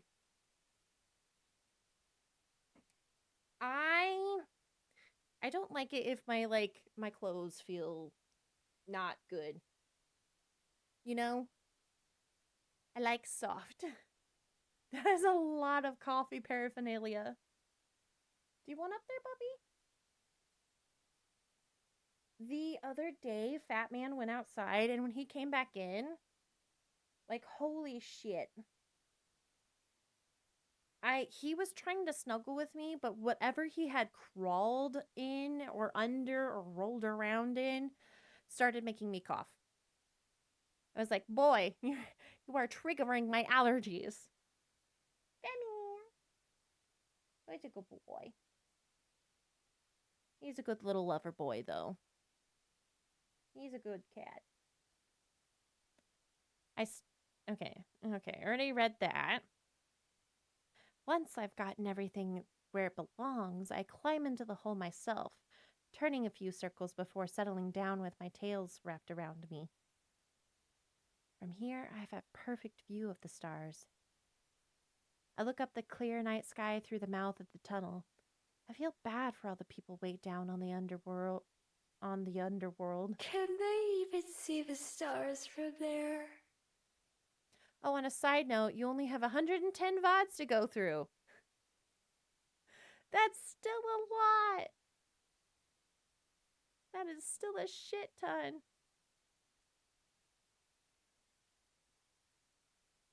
It's a lot. I've never been to the underworld, so I have no idea. I can't imagine falling asleep without them. Comfortable and safe, I close my eyes and quickly slip off into dreamland. Nah, it's only 110. You got that, Tweety. 450 hours and 45 days? It's fine. Jesus Christ. I wake up to trouble, or at least a threat.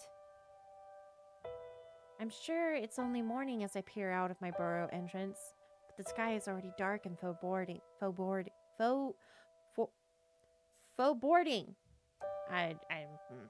Okay, I'm just gonna go. My attention moves from the ominous rain clouds above to the trees outside my den, their branches shaking in the strong breeze. I can't believe that girl from the cafe was right. Well, yeah. Yeah, she was. I climb up the tunnel and out into the open, sniffing the air. It just tells me what I already know. A storm is coming, and fast. But also, another scent plays on my nose. One so faint, I almost brush it off before taking another smell.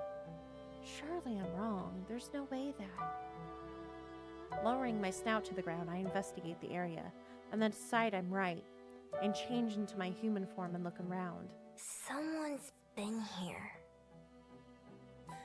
Coffee? Coffee is always right.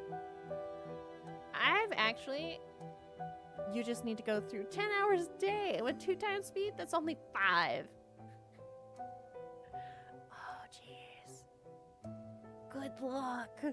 I would not be able to stick that through. Yes, someone's definitely been here. But this scent isn't a human's. It's vaguely familiar, but at the same time, not like anything I recognize. And it definitely wasn't here when I went to sleep. They must have come in the night and stopped right outside my den. Were they watching me sleep? Oh, crap! As a fox, I dive back into my hole to make sure everything is still there. My heart pounds in my chest, but nothing appears to be missing.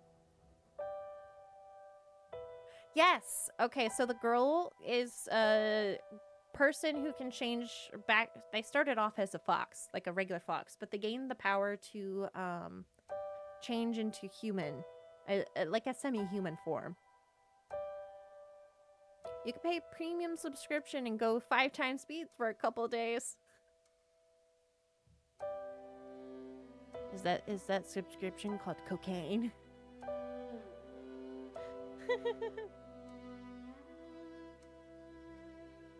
I checked the spot where I buried my stash from last night, but that hasn't been disturbed either.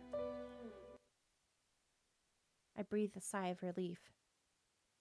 If any of my stuff had been stolen, I'd been so mad. I'd be so mad. But that still doesn't answer the question of what they did want. And that's even more concerning. I'm a pretty light sleeper, and usually the slightest sounds or motion will wake me up. Twee is recruiting her in her efforts to try to get some help with the clips. Even I have to be impressed. Impressed and a little bit worried. I've got a more pressing issue right now, though. I stare up at the sky in disappointment. Ugh, I hate the rain.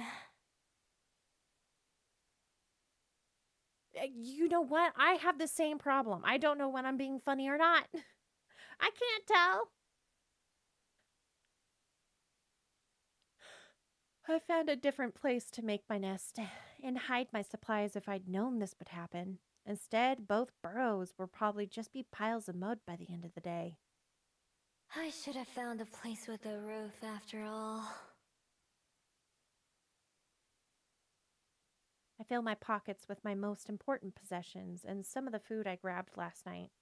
Everything else I wrap as tightly in the plastic bags as I can and bury them in my den. Hopefully I can find somewhere else fast and then move everything else over before it gets ruined. An abandoned house would be perfect, or some other place where I'd be able to hide. Can't do that anymore because Twitch decided to be butts.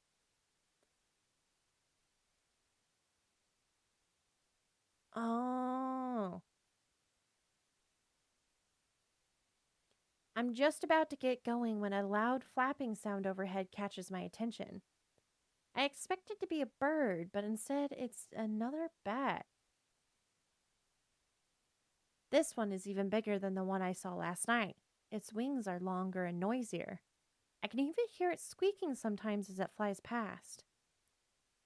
Some people say bats and foxes are similar. I don't see it. I watch it fly around for a little while before it takes off towards the city. Maybe it knows somewhere to stay. Guess I'll follow it for now.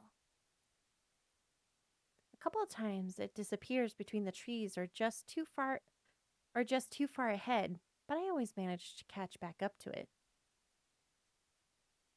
Eventually, we're out of the woods and back into civilization, where a car whizzes right past me.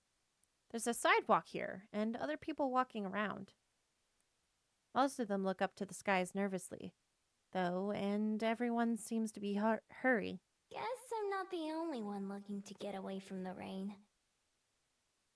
Most of them look up to the sky nervously. Oh, wait.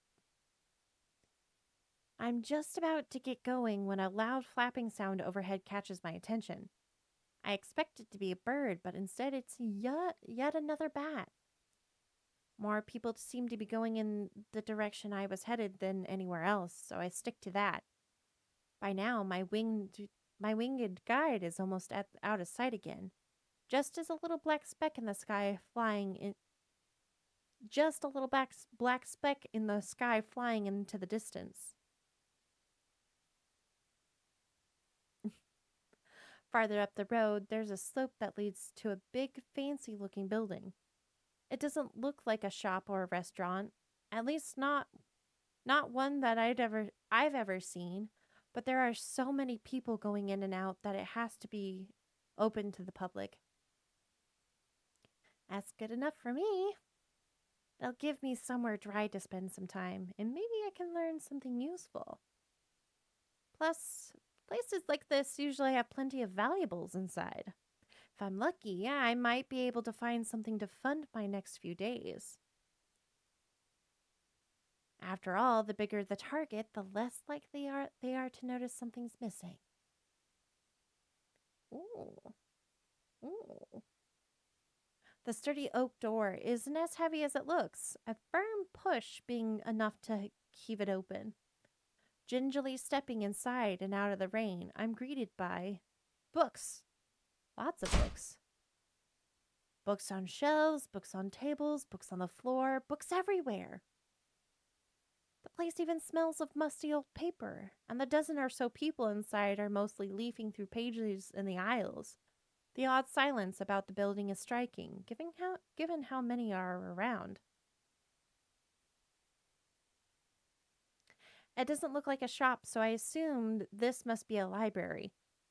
I've heard of them, but I've never been in one. No point, since I can't read and all. But it's warm and cozy and very dry, so it'll do just fine.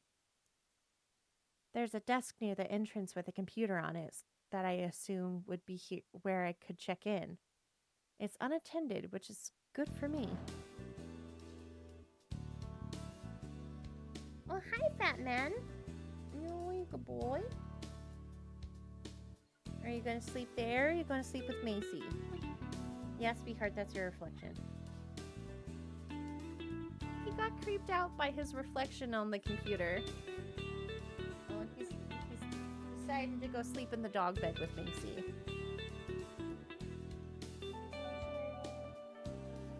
Good boy.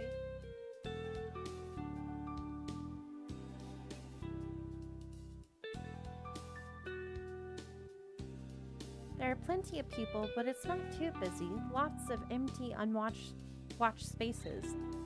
Most folks seem to be here alone or in small groups that keep to themselves. There's not much conversation going on, and what there is all whispered. Nobody gives me a second glance, which is a good sign. It means I'm probably not breaking any rules just being here. Behind the desk, there's a hallway leading deeper into the building. I peek around the corner to see what's back there. All I can see are some shut doors, and at the very back, a staircase. Ooh, I wonder if this is where we meet one of the first love interests, because I just recognized one of the pictures. After glancing around to make sure no one's watching, I sneak down the hallway and try a couple of the doors.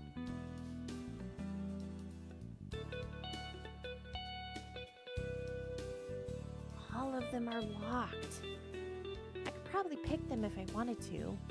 No sense trying to do that now, though. Is there anything more valuable around? An antique clock or vase would be perfect. Sadly, it's almost all books. Books and small trinkets that look pretty worthless. Not even worth the trouble of stealing. At least it's got a roof. I do spot a couple of promising items, like a set of old coins and memorize their locations. We're gonna pilfer some coins later, it seems.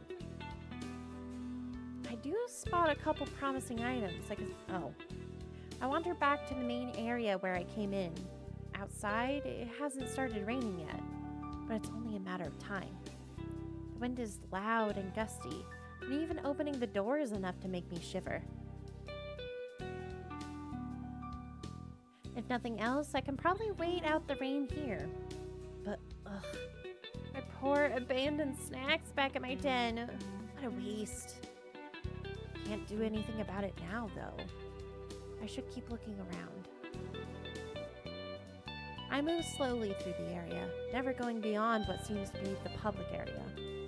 I pretend to inspect a few books, taking them off the shelves and flipping through the pages. But I'm actually mapping out the place in my head. Doors, windows, and potential places to hide. Things like that. Most of the time, this kind of info is unnecessary. It's been at least a few decades since I had to make a dramatic escape from anywhere. At this point, plotting an escape route is just a habit. Oh, thank you. Welcome back, Fat Man. He's decided he didn't want to sleep with the dog. He's going to sleep underneath the desk by my feet. Hi, puppy. You good boy. Do you have good time? You have good time?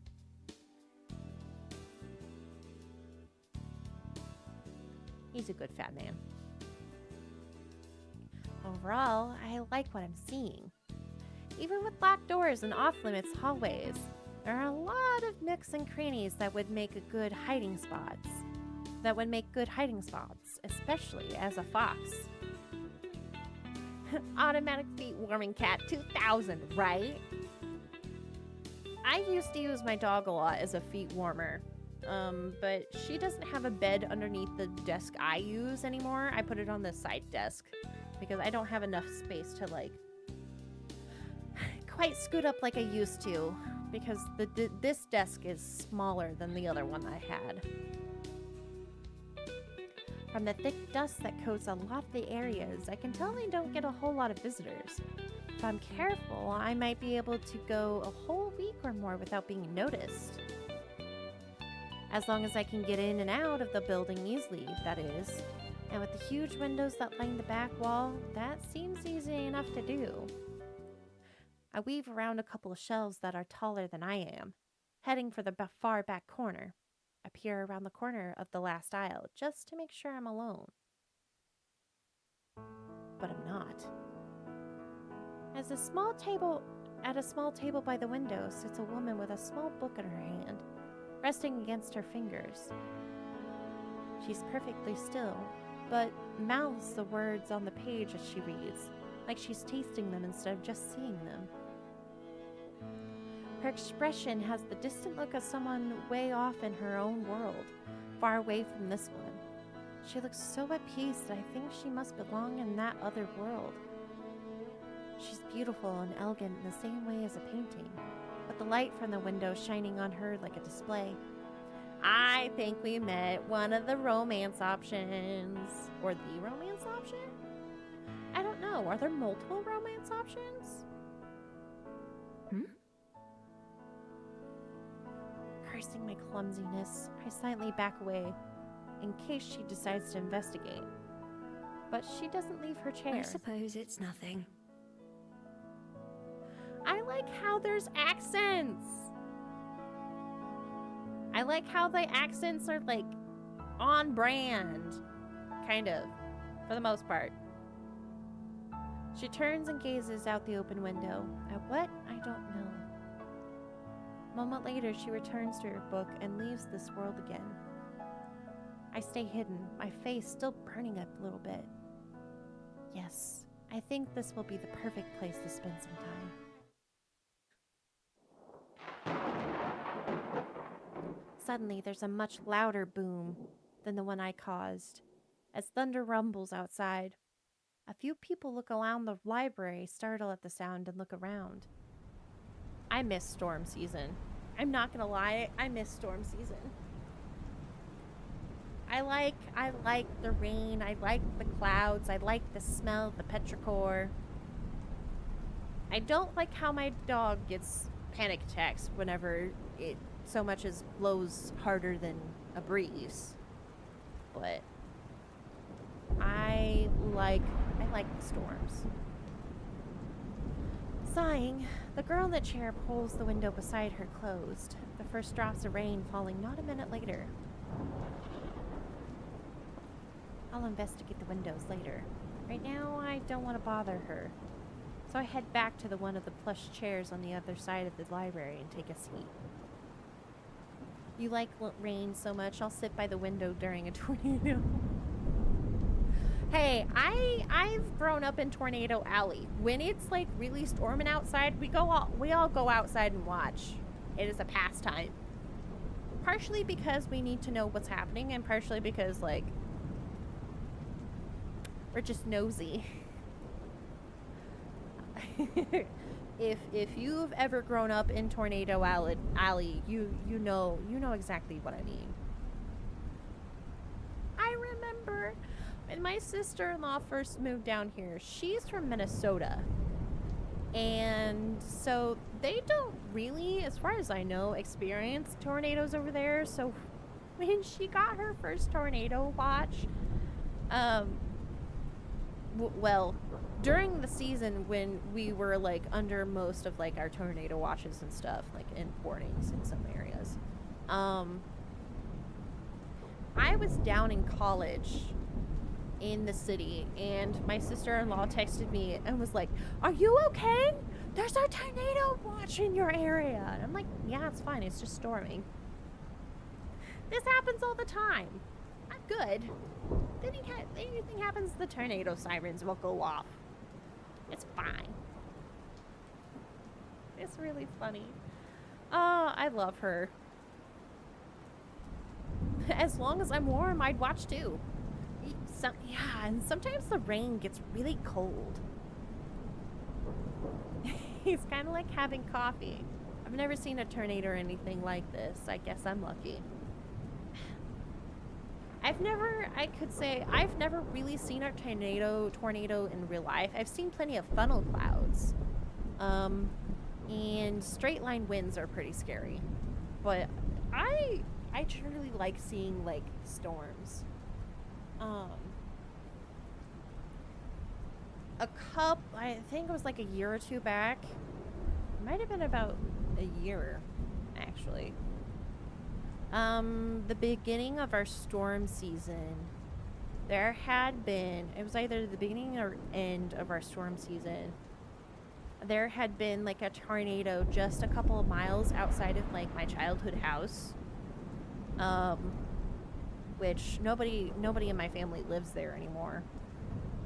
And after it had happened, I had went out and like surveyed the damage, because it literally had formed like in that area.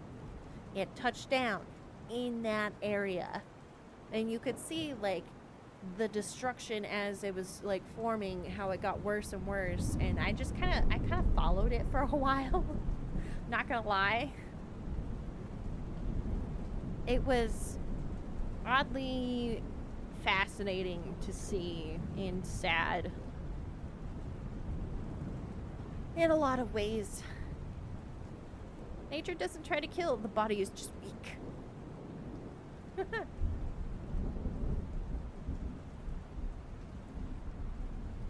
I could be here a while, depending on how long the rain lasts, so I may as well get comfy. I found a few books that have more pictures than words and curl up in one of the soft chairs to flip through them. There aren't as many of those ones, and I go through the stack pretty fast. It takes long enough for the rain to start, though. The longer I read, the louder the pounding of the rain and the howling of the wind become. Guess it's not letting up anytime soon. Can't complain, though. This library is pretty cozy by my usual standards. It's warm and safe, and nobody tells me to go away. I even have snacks. More than once, I get up and walk around the library again, even though I've got most of it memorized by now. I take note of things like a child's stuffed toy that's laying on the floor in one section, or the thin blanket that's stuffed between a bookshelf in the wall. On my third or fourth trip around, I finally find something I'd been looking for. In one of the far corners, totally opposite from where I saw the reading girl earlier, there's a small chair and a small table. On the wall nearby is a portrait. The painting itself is of a girl with light brown hair, but I barely paid any attention to that. What I'm interested in is the frame.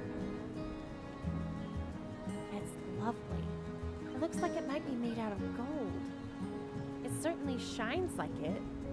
It's carved intrinsically into the shape of waves, flowing up and down. It's gotta be worth something. Not necessarily. The closest I've been to a tornado is about 30 miles from one. Yeah. I think. And like, I don't live super far off from where like I used to live. As a kid, but it's like far enough that it like, you know, you can't see from here. So hence why I took a drive. I pretend not to pay much attention to it as I make my way back to my table. There are too many other people around for me to be able to try to sneak it out. It's too big to fit under my jacket without being obvious. Welcome back from ads! Sorry if I've been reading. I kind of forgot to pause in my reading while you guys were away on ads. I'm thinking it's almost noon. I really should be trying to get some sleep here soon. So we may just have to play Bloodborne next time. Because I've gone on a lot longer than what I thought I would with this. It's very word heavy. Definitely what I would describe as like more novel than some of other visual novels I've played. But it is good. I do like it. It's got a good story flow. If it is a bit slow to start so far, but that may also be because, like, you know, streaming it adds time onto it. Yeah, I like that the characters are voice acted too. You don't always see that in visual novels. So I can give him props to these people. I like it. That just means I'll have to come back some other time. Maybe once this place is closed. The hours pass by and the storm continues. Kind of disappointed about losing a whole day, especially so soon after arriving. But it's not like I'm in any sort of hurry. I pat one of my pockets, feeling the familiar, reassuring weight of the paper scroll that's tucked away there. That scroll is the only thing close to a purpose that I have, and it's not particularly urgent, or at least I don't have any way to deal with it faster. I spend a long time reading, and it's almost afternoon when I go and check out the windows again, but the rough weather outside continues. At this rate, I'll be sleeping in a puddle of mud tonight. Yes. A quick check shows that a lot of the other library patrons have left. It's not empty, but it's not nearly as full as earlier. Guess some of them decided it was worth braving the rain. Don't know what that... Yeah, we don't know what sleep is in this household. Not in this pond, we don't. Looking as nonchalant as I can, I get up from the seat and pretend to browse again, slowly moving through the shelves. The reading girl is gone now, although she's not what I was looking for. Instead, I pick up the dropped toy and blanket that I spotted earlier, then head to one of the out-of-the-way hiding spots I picked out before. It's on the floor between a shelf and the wall, but it has a bit of carpet to help me make it softer. Even better, it's between two corner shelves, meaning that it's practically out of sight if you're not looking for it. I wriggle my way between the furniture and lie down, using the toy as a pillow and draping the blanket over me. I toss and turn a few times before finally settling down. Yep, not bad at all. Even though I haven't done much today, I'm always down to take a nap. I can pass a few hours by sleeping, waking up once it's dark, and then grab that picture frame and be on my way. I'll have to rebuild my den once I get back. That's not a problem that's a problem for future me. I yawn, staring up at the ceiling until my eyes get heavy. Maybe today won't be a total waste after all. Stop it, girl. Stop it. The soft sound of cloth rustling wakes me up from a dreamless sleep. How did someone sneak up on me twice now? I don't know how long it's been. The sky outside has darkened significantly, and then a stars twinkle outside the window. There's no time to react as the sound comes closer. I hear no footsteps, but suddenly a woman steps into view. Her clothes are pure white, making her stand out like a ghost in the dark library. Her cape rustles again as she reaches towards one of the shelves. One of the shelves I'm hiding behind, to be precise. Gingerly, she moves 2 books to the side and then slides another book into the space she created. She handles them like precious treasures that might break if she's too rough. I stay perfectly still, afraid to even breathe in case she notices me. My heart beats wildly as she slowly and deliberately looks over the shelf, examining their titles before taking a book from the second lowest row.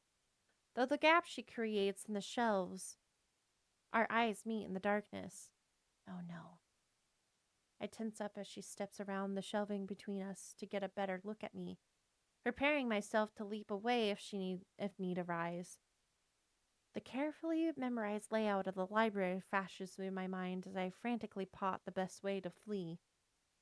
Even as I prepare my escape, I can see her taking in everything about me. The stolen blanket, the makeshift pillow, my journally disheveled appearance. She opens her mouth and I brace myself for the verbal attack that's sure to come. Hello there. May I ask why you're sleeping on the floor? I like her voice. Layla? How are you doing, pretty girl? You look like you just woke up.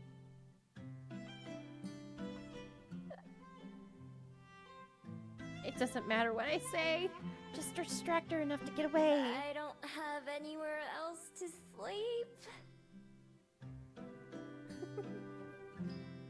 You can hear my back. Oh, you're back. You can hear again. Nice. Welcome back, Modder Zoo. I'm glad you can hear again. Sorry, I'm petting my cat, Layla. She decided to come up here. Do you want your food, Layla? Oh, hold on. She's grooming my hand. It smells sus, so she's got to lick it a couple times. She wanted her food. Old lady wanted to eat. I thought so. She leans down and offers me a hand. I look at it warily. I don't take it, but I slowly stand, letting the blanket fall to my feet and try to suddenly get in position to run. Well, I have an extra room on the second floor that you're welcome to borrow, if you'd prefer that. Otherwise, you're more than welcome to remain here, on the ground. I apologize for waking you. I like her. I like her. She's cute. With a smile, the oddly calm woman steps away and busies herself organizing another row of books. She probably expects me to let my guard down and take her offer. I'm just a stranger. Someone who broke into her library. There's no reason for her to treat me kindly. My years of experience, and there are plenty of those, tell me it's a trap. Thanks No thanks. I'll just be going actually. Sorry to bother you like this.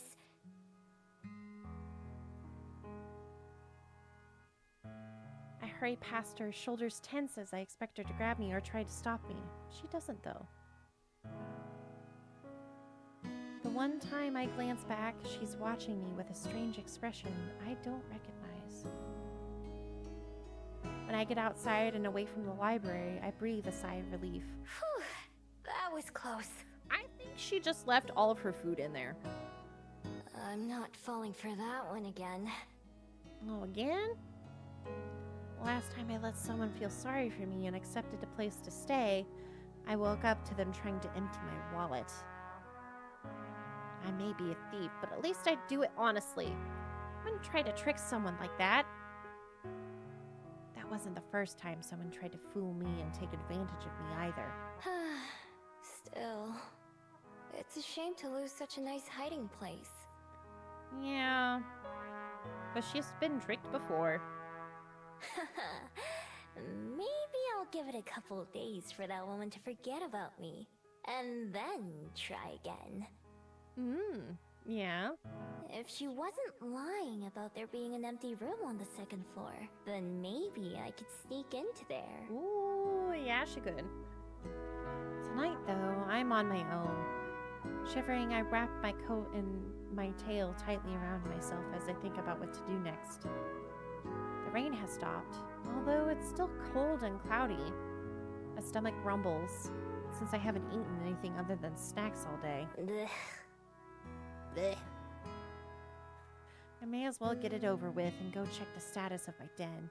Well, it could be worse. It's not as bad as I expected, which is a pleasant surprise. What's a little mine? It'll be just fine. I swapped my fox form and to prod around. The entrance has caved in a little, but after I scoop that out, I find that the rest of the tunnels and the main room are relatively intact. Cold as hell, but intact. Seems the trees protected the den from a lot of the rain. Takes me a while to find the spot where I buried my stash, since the stick I used to mark the spot got washed away. Eventually I locate it, and start digging. The cold mud makes my paws dirty and sore, and little flecks cover my fur. As I finally reach the soggy plastic bags, I shake myself clean before opening them as a human. Her den got washed away in a really big storm. That's why she was at the library sleeping. Some water has seeped through, and I open the spoiled items before tossing them away. I'm too picky. But I have plenty of other snacks to choose from. Eat up, birdies! A few of them swoop down to inspect the offering. I scarf down a quick meal of cookies and unwarmed soup, along with some cold water from the stream. At least the water is satisfying. Then, even though I just woke up from a nap not too long ago, I shift back into my fox form to crawl into my den and curl up. I'm sure it'll be a while before I fall asleep, but I don't feel like going back into town. I've had enough excitement for one day. This isn't all that bad. Regular foxes without magic powers have it way worse than I do. Although, back when a fox was all I was, I wouldn't have really cared. To this day, I'm not sure what it is that makes me different. I used to be just like them. No desire to go beyond the forest or anything. Then one day, I became whatever I am now. All I had was my necklace, a small scroll that I can't read, and the memory of the person who had given it to me. They were so kind to me, that stranger in the forest. They wished me well, even though I was just an ordinary fox. Somehow, that didn't seem to matter to them. I never even knew their name, just their face and their voice. But I know that I'll recognize them whenever I see them again. It's just a matter of finding them. So, since then, I've been looking So since then, I've been looking and surviving. Looking for them is what keeps me going. It's enough to live for. If I wasn't, I don't know what else I'd be doing. Guess I'd be surviving, but if that was the only thing, I think I'd rather just stay a fox. Standing outside my den in human form, I take a stock of how things stand. The sun's thankfully out this morning, but everything remains damp, from the ground to the muggy air itself. The chill and the breeze is the worst, making me shiver every time it hits me. The Bell House was pleasant when I visited a couple days ago, so I decided to head down towards the main street and get a coffee there while working out my next moves. Coming to the door of the cafe, I pause and wipe my feet on the mat outside. The human fascination with surrounding themselves on concrete makes a little more sense as I work the mud off my feet. With that, I finally head inside, only to stop in my tracks as the door shuts behind me. Standing behind the counter is the same girl I saw reading in the library yesterday, talking with a customer as she takes their order. The gentle aura about her is unmistakable. The person in front of me finishes their order, and I step up to the counter. Good morning. Welcome to the Bell House. What can I make for you today? Oh, hi. I'll have... Vanilla latte? No, that's boring. What do you recommend? I want to try something new. I'm glad you asked. I was just thinking that you look like the sort of person who would enjoy one of our Fairy Kiss chillers. Oh, what is that? It's one of our signature drinks, with a vanilla gelato base and a mint chocolate chip swirl. Ooh, that sounds good. I was planning to get something warm, but that does sound pretty good. Okay, give me one of those then. Perfect. And could I get your name, please? It's Miho. She scribbles something onto a cup and finishes it with a big flourish. I'll have that right out for you. Thanks. I pay and then go to the same seat as before, next to one of the windows. It's pretty empty in here again, so I can sit wherever I want. Before the barista starts making my drink, I spot her writing something else down in a little notebook. She glances my way once or twice while she does, but I pretend not to notice. I wonder what it is the barista yesterday didn't write anything down. Anyway, I've got more important things on my mind. I'm all over the plan which formed as I walked here, becoming increasingly happy with it. Tonight, I've already decided I'm going to sneak back into that library.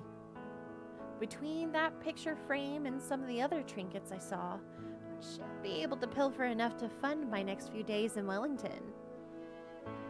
Finding somewhere to sell it should be the easy part.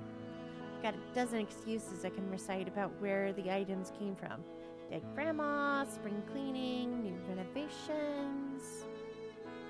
Sometimes I try extra hard and pretend that the things I'm selling are really special to me, and earn a bit more cash that way. Sometimes I just take whatever they give me. After years of watching other humans do it and trying it out myself, I've gotten good at pawning items off.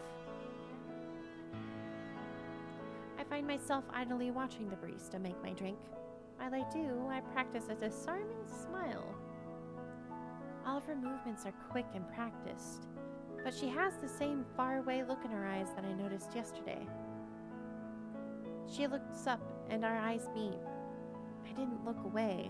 She turns pink before ducking away behind a machine out of sight. Huh. Weird girl. I turn my head to look around the cafe, and a butterfly outside catches my attention, so I watch that instead. It does kind of look like she's making a latte, but whatever she like said that she was going to make almost sounded like a type of affogato. Because it's like made with gelato.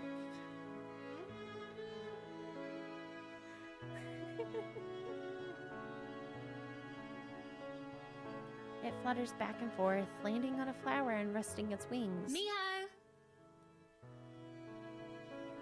Oh, coffee's ready. I quickly get up and skip over to the counter. Cup in hand, she starts to head over to give it to me. Then several things happen at once. One of the little tassels on my pocket, on the pocket of her apron, catches on the drawers behind the counter, and she jerks to a stop, eyes wide with surprise. It almost looks like a frappe. And my drink tumbles out of her hand, landing on the counter with a wet glop sound as the ice cream splats against it, sending mint green rivers of iced coffee everywhere. A few seconds pass where we just look at each other, neither of us quite sure what to do. And then she takes a deep breath. I am so sorry. I'll make you a replacement right away. Just give me 1 second and I'll have that ready for you. Oh, poor barista. Her words spill out faster than the beverage, making it hard to even understand what she's saying. She's so cute. Don't know anything about coffee-based drinks. I like my coffee strong, black, no sugar, sometimes with milk, so I have no idea what any of that means. Frappes, etc. Fraps are generally kind of like a... I would say it's like... It's like a coffee slushy, almost. Or what at least Starbucks fraps are like. Well, they are in a sticky situation. Yes, they are. And there's 2 girls and there's only 1 cup. I didn't say that. Nope, didn't say that. Different milk to coffee ratios equal different drink names. Yes, Twee is right. Lattes are generally, I think, the most coffee to milk ratios. It's generally an espresso with a lot of milk, if I remember right, and some sweetener. But I've never been a barista, so don't quote me on that. Then she stops, hands hovering awkwardly. Wait, I should clean this up before it dries and starts to go bad. She's cute! She hurries back to the mess, wiping it up with some napkins. She mops up as much of it as she can with one hand and leaves the soggy paper on the counter while she starts to remake my drink. I'm really sorry. This is such an embarrassment. I don't even know if she's talking to me or herself. I freeze up for a second, looking for an appropriate response to an apology. I'm not used to people apologizing to me. Oh, it's fine. I'm not in a hurry.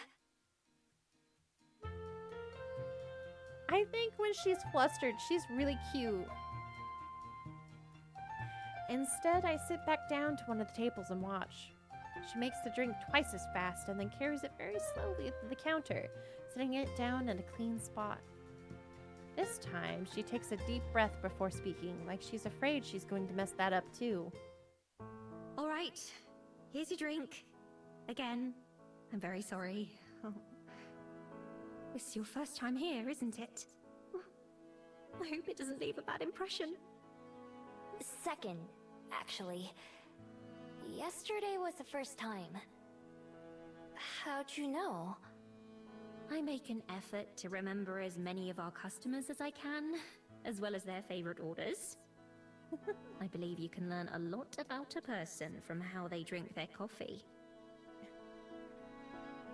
Well, that's too bad for her, because she won't remember me at all next time. I take a big sip of the drink she made for me. It's creamy and rich and sweet all at the same time. Whoa, this is really good! It's kind of like a milkshake, but not. But it's not like coffee either. Yeah! Yes, exactly. I'm very glad that you I like it. have a big question. It's one of my favorite beverages that we serve. Okay, so like demi-humans seem to kind of be like a thing here because earlier she mentioned mermaids being in the pond and there are cyclops standing over by said mermaid, and yesterday the other barista had wings and feathers where should there be ears. She would probably hate me considering I only drank coffee and tea on full times. I think this is a normal part of this world. It's loosely based on like our world, but it has like fantasy elements to it. Because she also mentioned islands a lot too. In fact, the recipe was my idea. Whoa! They should put you in charge of all the recipes. She smiles again. Seems like she's gotten over the crisis of the spilled drink already. Thank you. I'll make you another one of my favorites next time, if you'd like. Ooh, yes! Totally! I don't know if we'd be able to afford it, but yeah! If that affogato gelato thing was only $5, we got another $5 left, I think. At least I'll know what to order next time, even though I'll have been forgotten. I'm already thinking of this place as my go-to coffee shop, especially since it's in a convenient area. With tasty drinks and cute baristas, I don't have a reason to go anywhere else. A knocking sound from the employee area gets both of our attention. That $5 is more than what I have in my Chase bank account. Twice as much, as you could say. Hey, Aspen, can you start another batch of croissants? Oh, sure. I'll be right there. Oh, her name is Aspen. People have $5? People have money? What is $5? She calls back over her shoulder and then looks back at me briefly. Have a nice day, Miho. You too! With a wave, she gathers the trash from the cleanup and throws that away before disappearing into the back. So her name is Aspen. That's a pretty name. I'll have to try and remember that. I'm in debt $20 right now, so our character is 15 above for me. Hey! I've got like probably negative $12, so I'm not far off. Only 20? Lucky bastard.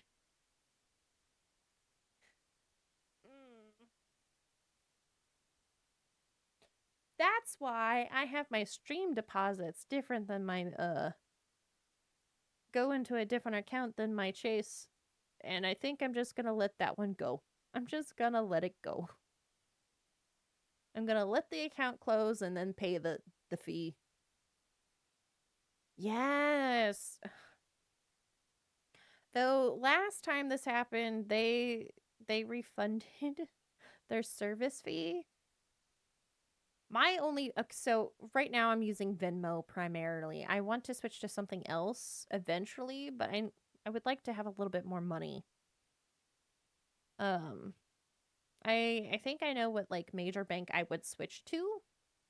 Because as far as I know, that major bank doesn't have a service fee. But fucking goddamn, I hate service fees. You don't have a bank account right now. You're running on Cash App, which may or may not be bad. Cash App is not very secure. But I mean, I guess I shouldn't be saying that much because I'm using Venmo. I'm using Venmo. That's where my direct deposits go from streaming. Originally, I only kept it there so like, you know, family members could like give me like money and I could like channel it into like Chase and shit. And with Chase, if you're too much in debt, they take more money from you. Like, yeah. That's the overdraft fee, and I switched to the other style of checking account after like my old account closed because I was having issues with overdrafting and dealing with overdraft fees, so I switched from the overdraft protection, and it's pretty much the same. It is pretty much the same, but without the overdraft fees. But they decline once you go over a certain amount, which is very little. It is super annoying. Most of my 20s was dealing with like a Chase overdraft fees because like I'm very bad at like keeping track of what money I'm spending. You may start with a bank like Chase or Credit Human, but I need to do research. Chase charges a $12 service fee monthly if you do not make over a certain amount of money. I would try to go with a credit union. Possibly with a credit union that does not charge a service fee. You're not sure you want a credit card, think I'll just stay with debit. I have one credit card that I solely took out myself. And I am in the process of like because I no longer have like a normal W2 job. That credit card is currently in a repayment program. You have no idea what any of this means. Yeah. It's okay. It's fine. It's fine.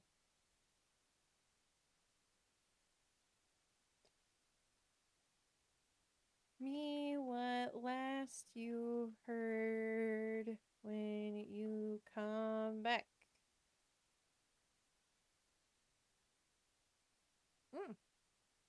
Really? That was quick? Huh. Yeah, they probably do. Yeah. So the main major bank that I know of, there are a couple of others, but the main major one is Chase Bank. And I would say they're widely accepted, but they're kind of scummy. And they charge like overdraft fees, but they're probably I think they're a good starting out bank, but they're definitely not a bank that you want to stay in, especially if you're like low income. So what I'm getting from Lady and Twee is that stay away from Chase. Yes. Try to stay away from Chase. Hi, Vapor. How are you? All banks are soul sucking. Credit unions are better, especially since credit unions tend to be like smaller and not like major corporations that want to suck people for all they're worth. If you have over 2K in the account. I Chase is better when you are regularly have cash flow coming in and you aren't really worried about running low or out completely. But if you are low income like me, you're probably going to want to go with something that's more of like that's not going to charge you to keep an account. Yeah, like Vapor said, like credit unions, from what I hear, are great.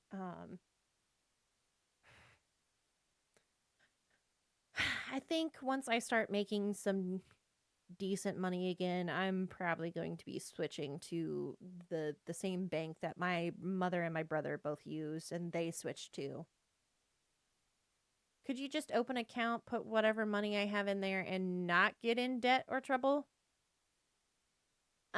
With Chase or like in general, like in Chase, I mean, you can open an up account, but I don't remember if you need like a deposit minimum.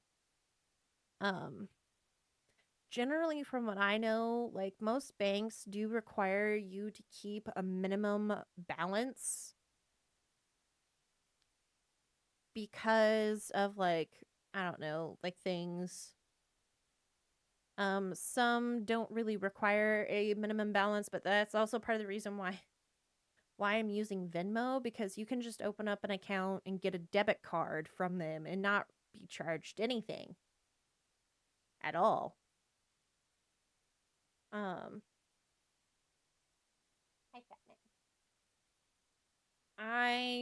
but the sad thing is with Venmo, I'm not able to use it. I'm not able to use my Venmo to like pay my Google subscription stuff. Like I pay like the monthly like $1.99 to have the extended storage because I keep all my photos and stuff in the cloud. And I'm struggling to try to find a way to pay for that this month, and up until March 14th is when they shut it off. Because they keep telling me that they will not take my Venmo account. They will not take my Venmo card. I'm just like, what do you expect me to do? Do I need to buy a prepaid Visa or something? So stupid. It's so stupid. Getting up from the seat, I decide to head back outside for some fresh air, sipping my fairy kiss chiller as I go. I head out the door and onto the increasingly busy main street.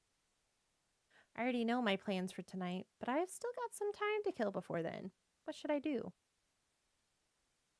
Wait,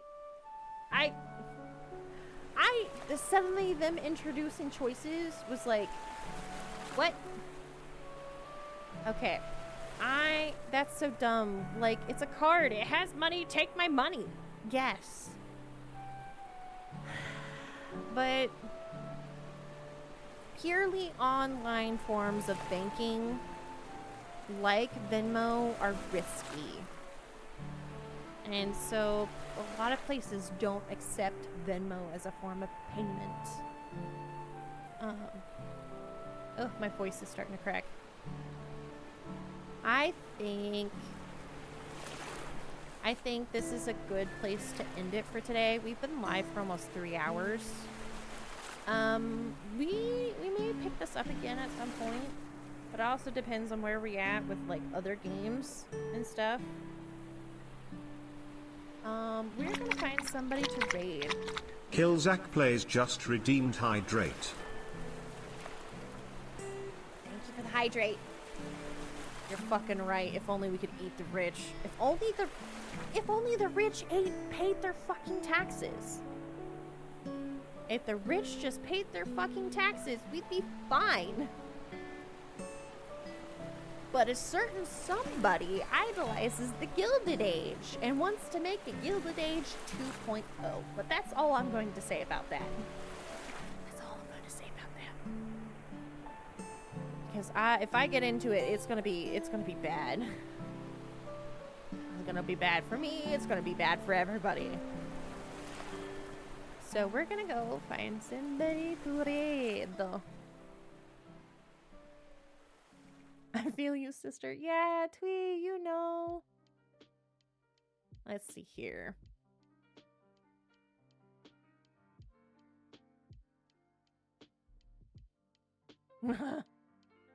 You like the Gilded Age of comics.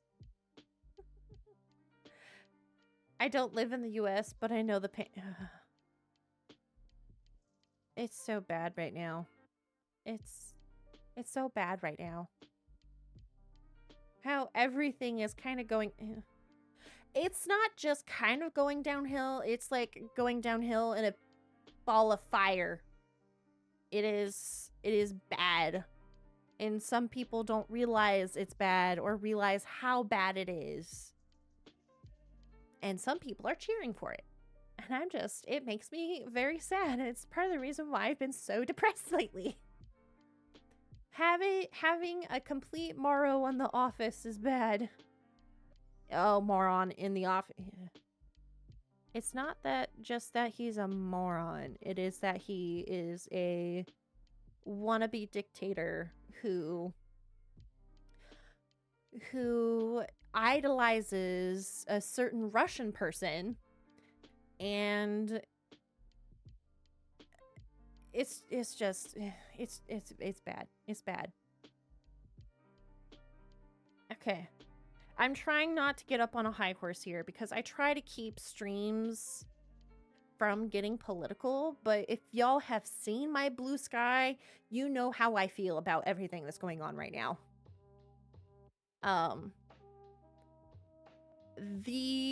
If you do not know, the Pope even wrote the vice president saying the treatment of immigrants in this country is bad. It is bad. And he is also keeping immigrants, like legal refugees, in Panama City against their will. Anyway, let's find somebody to raid. Let's see here. Shy's on. Who is that person? I should go to my following tabs first. Shy, lobby, Nilfy. Ooh.